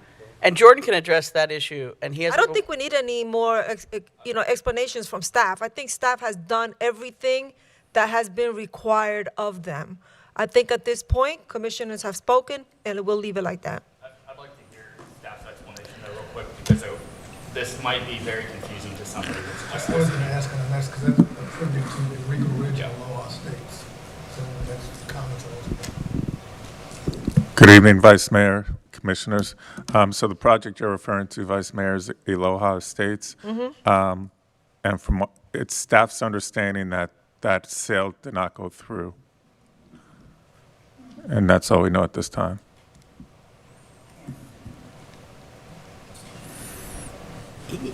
Yes. And to the point where Edward Rose, who was going to buy it, requested that we return their bond. And Correct, which we Right. did. And we did, because they were not moving them. So additionally, Again, this isn't a rumor. They came, they made a formal request. We reviewed their request, and we said, yes, here's your bond back, because they did not move forward with the sale. Okay, so you heard what the commissioners, the majority said, and you go with it. Okay, do we have any comments from the city manager? Who wants to speak? Oh, you were on again? So, You on the money today, Mr. yeah, I'm so sorry. I don't like talking this much, but I certainly want to give you all the answers you need. And just so everyone knows, the property for Thalita Terrace, the address we're talking about, that was 29112 Thalita Terrace, Deltona, Florida, 32738. This next property, Enrico Ridge, is 2911 Alatka Lane, Deltona, Florida, 32738. This property is more troubling for us legally than Thalita Terrace. They have the current liens, and again, staff is incredible here. They did a really great job getting us an updated payoff and an updating title search for this property. Their current liens are $651,300. And we got an updated title search, and the challenge with Enrico Ridge is that it has it's over $15 million. So in addition to our 651 or 651.3, there's a mortgage on this property that's $15,500,686.61. Is that including the second mortgage? No, that's the primary note. There's other debt on this property. There's a judgment as well. So obviously there's our liens against it. There's a judgment from stick framing and a list pendants, which is, I'm not sure if it's been resolved, but they got a final judgment in October of last year for, I believe, $141,000 on that property as well. So there's a lot of debt on the Enrico Ridge site, which frankly will make it harder to sell in a foreclosure action. So that property is certainly more challenging. And I'm happy to answer any other questions, but we have a different recommendation in that it's not as clean a shot as Thalita, which has a relatively low, very low mortgage for what it is. And so we have a different recommendation in that at this point, I wouldn't recommend foreclosure. Certainly, we are happy to take direction. But just for contrast, the Thalita Terrace mortgage, and again, we still have our liens, and there's still some other debt. I think there's tax debt. But the mortgage, which is the big note, is $2,753,333 spot 23 on Thalita. So it's just it's a much easier, more digestible mortgage for someone to come in and buy, right, and buy the property. Enrico Ridge is a trickier project in that it has such a huge note tied to it. So your recommendation on Enrico would be to move forward with the foreclosure? No. Okay. My recommendation is to... I thought I misunderstood that. Yeah, no. If you want us to, we will. But... That's a big bill. It's a big bill. It's going to be really hard to find a buyer. It's a lot of money for someone to assume to take over that project, which again is not complete and is in various states of disrepair. So, I mean, code can keep continuing to cite and continuing to accrue fines, which I certainly we do recommend. With that being said, and the contract being broken that we had made with them between Aloha and Enrico, is there any legal action we can take to condemn or have the buildings removed? So the short answer is likely. That's a building official question. I don't mean to put you on the spot, Chad. Likely, and we'll kick it to Chad for the full details on that. I haven't been inside those buildings in 2 years. I couldn't tell you what's going on with them. The only good thing that I can tell you is that the roofs were inspected and they're done. They have been stuccoed, they've been painted, but windows are open, doors have been ripped off. There's no telling what was going on in there. As I told the investors a long time ago, I wouldn't do any inspections without you getting a third party in there to do an analysis of any mold content or anything like that. I just wouldn't do it. So at this point, I don't think some of them aren't condemnable because there's not enough in them to condemn. Because some of them are still just in frame inside them. Now, the ones with drywall and stuff, possibility, yes. But the ones that are just in frame, if there's no water getting in there, what's it doing? They're getting, oh, I know they're getting water. No? Yeah, I mean, I just don't know. I haven't been in them in 2 years. I walked around the site one day just to look to see if there was any fires down the hallways where maybe somebody was camping out in them. So there's extensive water in the framing. There could be structural issues. Yeah, I mean, like I said, I haven't been inside of them, so I don't know. So your suggestion is to get an outside party in to give us an analysis on them? I think to condemn them, especially the framed ones, if we went in there and saw a lot of damage, I think getting an engineer in there to do that would be the best way to do it. I'm not that guy. I'm not an engineer. I mean, anything can be fixed, of course. Mm-hmm. This process seems to take a long time. Obviously, we've been working on this for about 4 years. I'd like to move forward with getting an engineer in there to give us a report on the condition of it, possibly, maybe not tear them down right away, but to at least get that judgment so we have, a hand to move here if we have to. Because this is a process. And this could be another 2-3 years before anything happens. With that being said, I'd like to get an independent in there.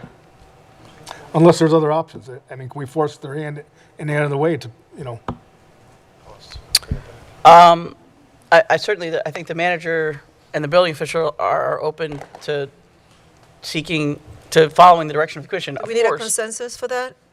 Yeah, I think that would be good. There's obviously going to be a cost associated with that. Well, I think, excuse me for interrupting, I think that maybe I should take a walk in there before we start hiring out engineers and doing this stuff. I mean, I'm smart enough to know what's right and what's wrong. Right.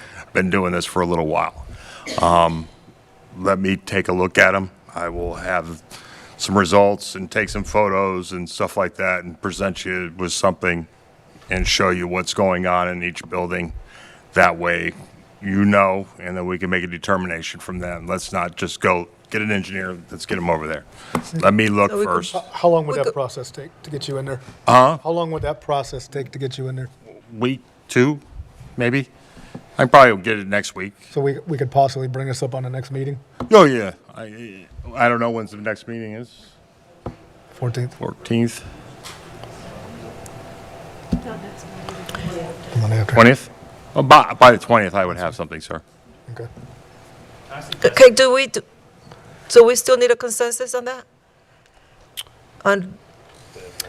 I think we Or wait do till we just Chad does his analysis and then have him forward it to the next analysis first? Yeah, if you want to give You want me to consensus. forward it to you? Or Right, do to you have the what? building official do the analysis and make a recommendation. Mm-hmm.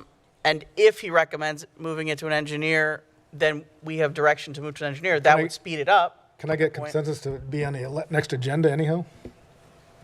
Do we have a consensus? Just out loud, yes? Actually see it, consensus to move forward if. There's other people waiting to speak, so can we get a consensus What I'm on asking is putting on the get next consensus agenda on the for next now? Agenda based on his analysis. Yeah. Okay. Yes, okay, thank you. Thank you. Are you good, Cowell? Yes, I am. Commissioner Nabik? Thank you, Vice Mayor. So, Are you, you said there was a $15 million mortgage? On Enrico Ridge, 15 and change. So who's holding that mortgage? Why aren't they moving forward with trying to take the building and do something with it? And is there no construction insurance that's involved in this still? I don't know the answer to that. I'm happy to give you a copy of and we can talk through I'm just title saying, documents. it seems like there should be some other people pressing hard on this to get it finalized. And then before I forget, Jordan left, I guess. No, he's still there. Oh, is he? He's hiding behind Joyce's computer. We need to look at developing process safeguard us against something like this happening again. We need to look at also reaching out. We can't be the first community that this has happened in, and look at getting some input from some other communities on maybe what we can do to try and move this along a little bit better, reaching out to some folks, because we got some talented people here, but this seems to have gone on way too long at this point, and it doesn't take very much to make this a public safety hazard and condemn the building. So we need to look at that. You've got, more than likely, you've got vagrants in there. I know there's chain link fence that's gone up, but I've gone by there and seen kids running up and down the hallways. I'm sure when it got cold out, we had homeless that were in there. The original fence got repossessed. The city had to. Yeah. So, we need to come up with a playbook on this from where we're at today, and it starts with your evaluation of going in there and giving us a base of where we're at. I'll have something to present to you at the next meeting. Thank you, sir. Or a form through an email and see what it is before I now present it here. Thank you. All right, thank you, Commissioner Nabik and Colwell. Okay, so we're going to go down to city manager comments. Thank you, Vice. Unless, do you have anything else, Attorney? Please say no. No, thank you. Thank you. City manager comments, please. Thank you, Vice Mayor. Two quick things. The commission was alerted this weekend that we received a Tyco settlement for PFAS litigation in the amount of $664,000. So that's good juju. And then also, last thing, just want to thank the commission for the parks passing that tonight. You're going to see some good ribbon cuttings coming up throughout our parks throughout the city, from walking trails and courts and pavilions. So that's a great thing for our community. Thank you. Thank you.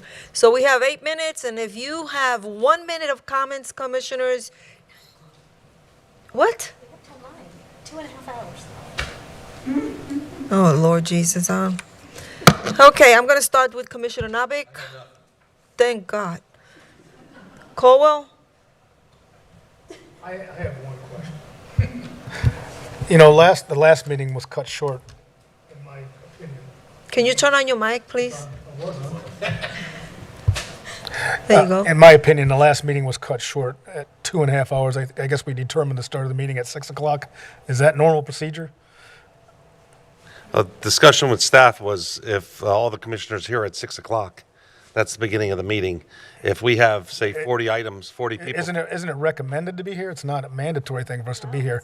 Well, How do we determine the minutes that are passed by if there's one comment made and we go to recess for 25 minutes? We lose 25 minutes. I would say because you're all here. The issue is if you have 40 commenters, if there's a big item, I thought tonight definitely more TNR people would speak, you're going to get way past the first 30 minutes, which means our rule is, of course, speaking after the meeting.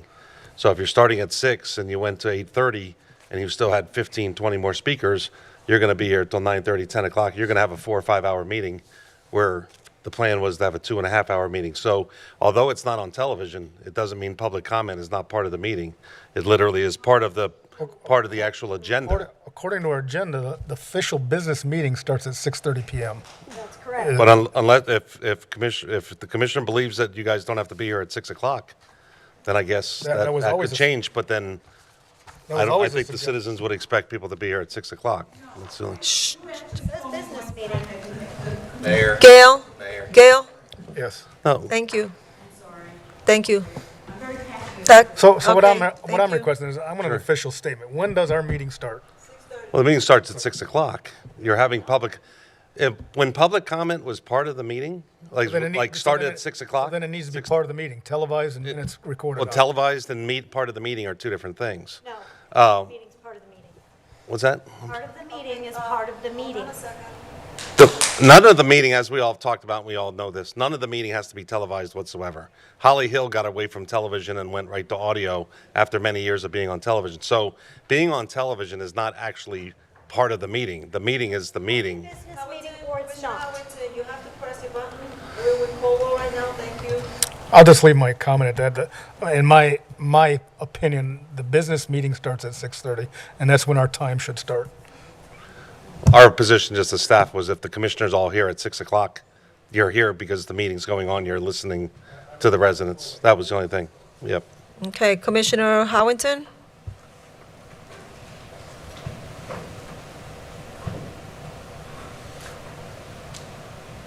You want to turn your... Thank you, Vice Mayor. So, yeah, the agenda says very clearly, business meeting starts at 6:30. If we are counting public forum to be part of the business meeting, then we need to treat it as such. So, either we have public forum or we have a business meeting. If the business meeting starts at 6:30 and we're supposed to be here for 2.5 hours, that clock starts ticking at 6:30 when the business meeting starts. Now, whether or not we televise the meetings, I mean, if people want to stop televising the meetings, that'll be interesting. I won't support that. But anyway, with that said, I'm going to go on to my commissioner comments because we did not have commissioner comments at the last meeting. School zone cameras, if we could get that brought back to us, we asked in November to have it researched. Last I heard in February was that it was going to VSO and that they would need to come back with a recommendation. And I've heard from VSO, and they said that they communicated with the city manager, that is something that is in the city's purview. So I believe that needs to come back to the city commission as requested in November. And after the March 2nd meeting, we had ADA potential issues that were discussed pertaining to the change in public comment and no longer televising the people. And Ms. Barr, I don't know if, yes, Ms. Barr, I have an answer for you regarding what happened with the public comment during the regular meeting, and an email that was sent by the city manager to our communications director said, without a visual of every speaker being broadcast by the city, I believe this will allow for residents to make a comment to their mayor and commission with a lesser fear of finding their life and livelihood upended by being engaged with their community.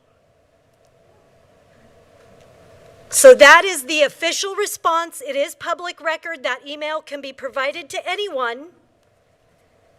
That decision was made before the March 2nd meeting. I, as a commissioner, was not made aware of that change. As we know, we have had residents that have come out and said that that does raise an issue with people who are lip readers, and that is an official form of communication, and it is not subject to being forced into sign language. So I would like to know what our ADA modifications are that are currently being worked on. If we could get a presentation on that, I'd appreciate it. So the city is compliant with ADA. We'll see what happens when some doctor's notes start coming in. That's okay. I don't need a response. Thank you.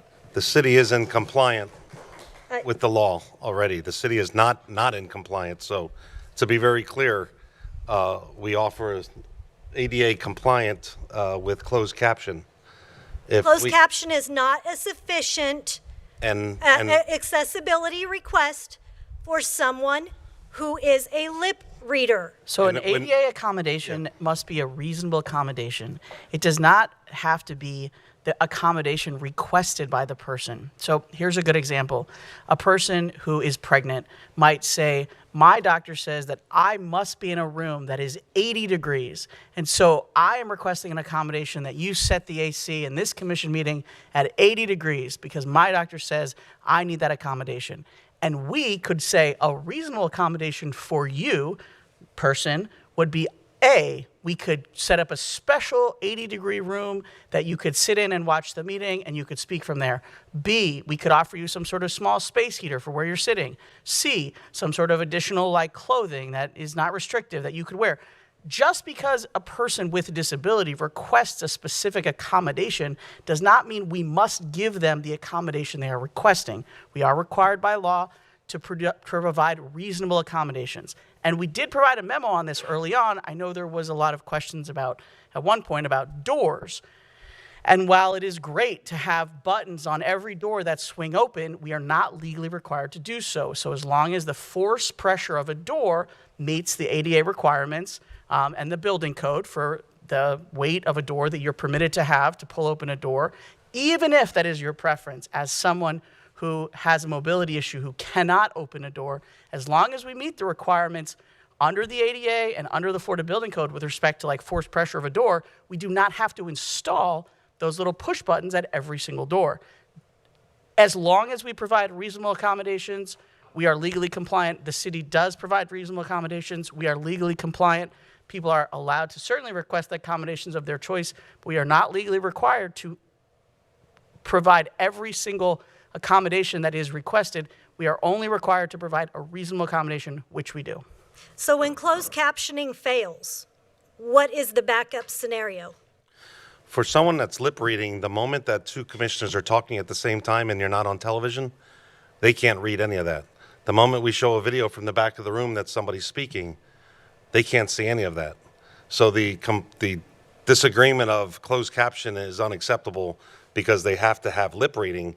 And we know at any given time watching any meeting, the moment, Commissioner, you may be done speaking, the camera just gets on you. And at that point, it doesn't get to me quick enough where I say something.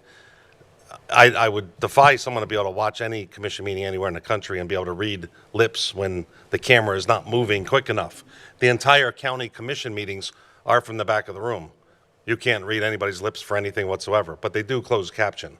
So to have somebody say, we must now figure out, stop the meeting, move the camera, stop the meeting, move the camera, to qualify for lip reading across the board when everybody has different dialects also, seems a little extreme compared to the fact that, yes, we are in compliance, we're doing closed caption.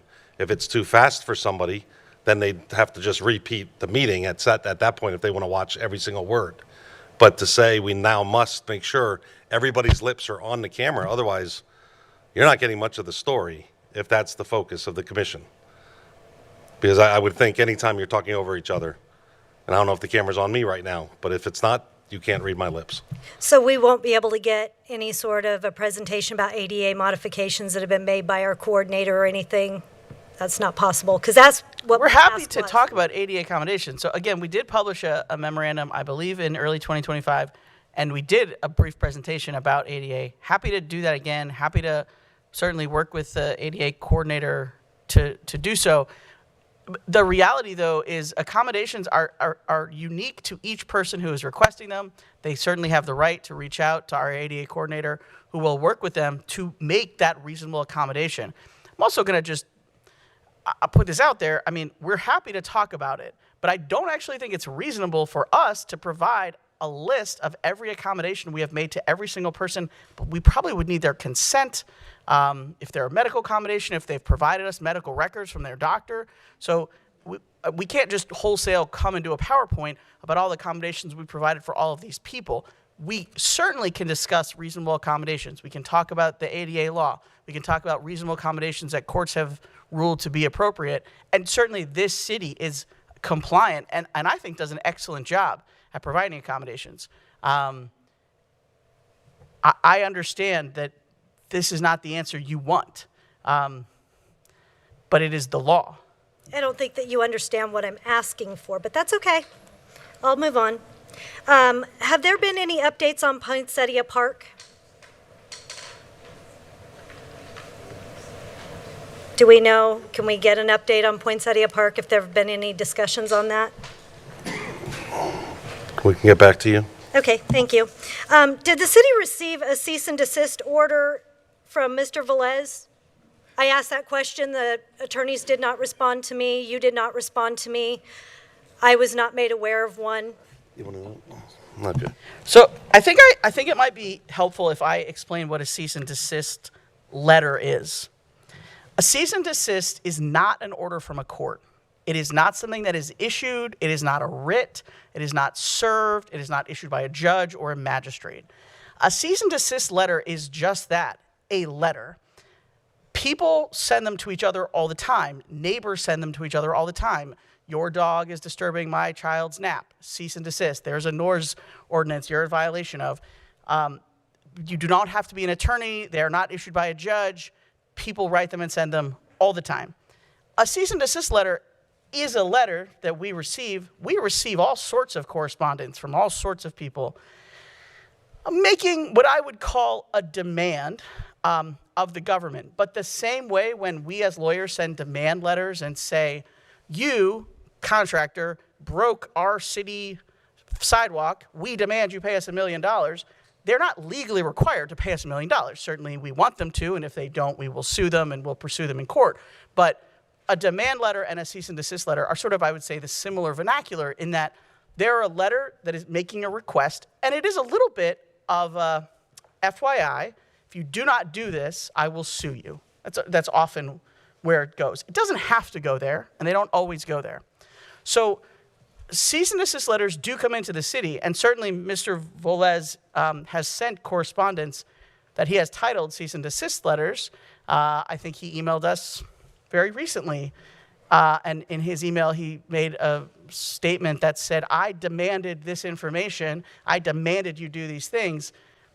A demand by a person in the public is not a legal order from a judge. It is not something we are required to do. It is not a public records request. Certainly, public records requests we are obligated to fulfill, and we do. And again, our clerk's office does an excellent job with our public records requests. But a human person from the world who just writes and makes demands, and again, this happens all the time. We get emails from people who have a lot of issues with the state and the school board and the sheriff, and they make all sorts of demands in their correspondence to us. We do not send them all to you. I don't know that you'd want all of them. If there's certainly information you'd like, we're happy to send it to you. It's all public once it comes in, but candidly, there's a lot of clutter that is not germane to the work that you do. We do try to keep you apprised of everything that happens that we do think is germane, and if there's something you think is germane that we're not giving you, happy to provide it. Happy to send you the letters from Mr. Velez. But to be clear, there was never an order or a writ or anything issued by a court or a magistrate to the city. So no, you were not provided. Was there any sort of a demand, cease and desist, something sent to the city before we were scheduled to have a meeting where we were to determine if we were going to follow through with the lawsuit? Can we get a yes or no? Because there's I a don't very know the short answer time. to that. I don't know. Mr. Velez is a prolific emailer, so he very likely sent many correspondences. I'm happy to check the date and work with the PIO to check the date of all his correspondence. But he is a frequent emailer. Can you please? Because we don't have much time, and we have two more. And just for the record, Commissioners. Commissioner Howington sent an email at 5:16. I was in his chair 44 minutes later, so besides other work, your email wasn't sitting out there with no response. That's fine. I sent the one to the attorneys this morning. I did not receive that, no. That's correct. It just went to the attorneys. For the firefighter injury that happened in February, was that due to turnout gear that needs to be replaced? Do we have an issue with equipment that needs to be replaced? No, not at all. That was not an issue. All turnout gear, no matter what, has limitations if the heat is too much in the same spot at all times. Maybe, Commissioner, if you wanted to respond to that a little bit, if not to put you on the spot, but that's what I was explained by the staff. Mike?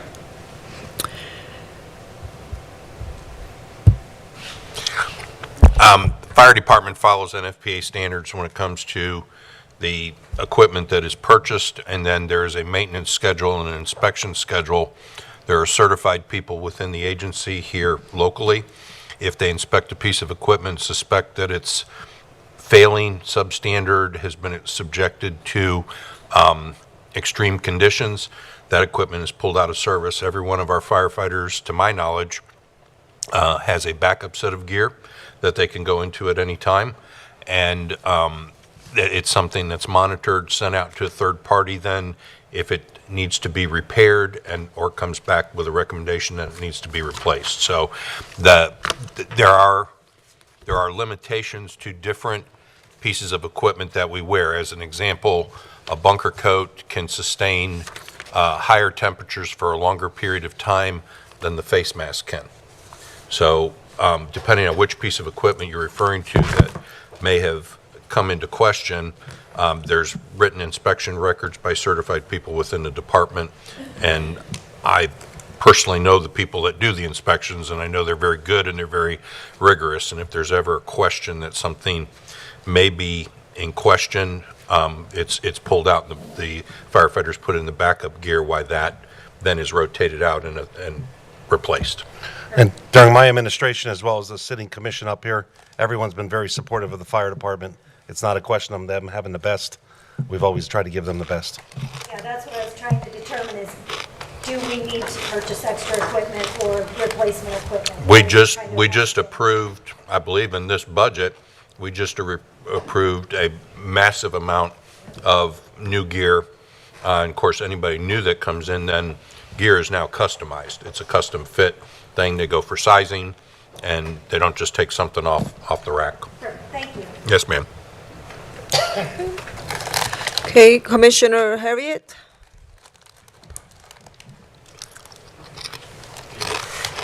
Oh, good. I don't have any major comments. The only thing I'd like to add to what Nabik just mentioned was that we'd approved a budget for the newly to the market PFAS-free gear. Yes. Not just the same bunker gear that they've had. Yes. So our fire department is on the leading edge of gear that comes out and training that comes out.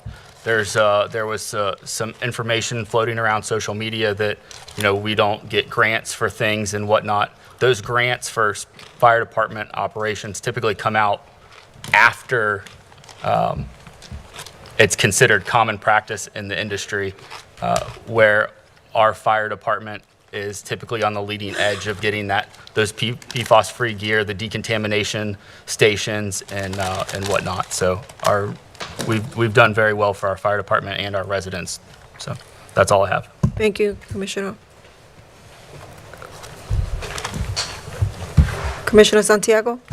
Thank you, Vice Mayor. I have two quick things. One, two shout outs. One to DME Academy. They are in Daytona Beach. 1 a.m. this morning, coming in on a flight, I was with the group of ladies of basketball team from DME Academy that won the championship in North Carolina to our residents of Deltona. So shout out to them for winning that. And the other one is for the Deltona Fire Department, Station 65. Our transport unit transported my mother to the hospital this morning. And as I was standing there with her in the ER, I saw them 3 additional times coming in and doing transport. I'm like, you're here again? You're here again? And just as a follow-up, I wanted to ask the city manager, maybe the next time he can give us, not now, because I know it's late, but just an update on the transport and how that's coming, just an update on that and the additional transport for our city. And that's all. Thank you. Have a good night, everyone. Okay, it's been a while since commissioners have had a chance to make comments, but right now I can think of only one very important comment, and that's a shout out to our Deltona and County Veterans Stand Down. If you did not come to see that event, you missed it. I can tell you that our staff went out of their way. Catherine, you were awesome, and so was your staff. I mean, I can sit here and mention staff one by one, but I'm going to put them all in a whole. But Catherine was near me every step of the way from the beginning since last year. Thank you, thank you, thank you. And I can tell you a shout out to Scott Olson, who's in charge of the Veterans Affairs for the County of Volusia. His staff was unbelievable. And the walls back there delivered by the Patriots, if you didn't see it, it was like the back of the center was designed specifically for the display of those walls. For those 2 days, we named it the Memory Garden, and that's exactly what it was. We're bringing it back next year, right, Doc? We're bringing it back next year, and we expect every Deltona resident to stop by and say hello. As a veteran wife of a Vietnam veteran and a son who just retired, It meant a lot for me. I found 2 of my cousins on the Vietnam Wall. So I hope to see everyone there. Again, thank you to staff. Thank you to Scott Olson from the county. Thank you everyone who made it possible for us, sponsors. I know that I don't have anything for them right now, but I could tell you that Unidos Supermarket donated free food for 300 people, free of charge.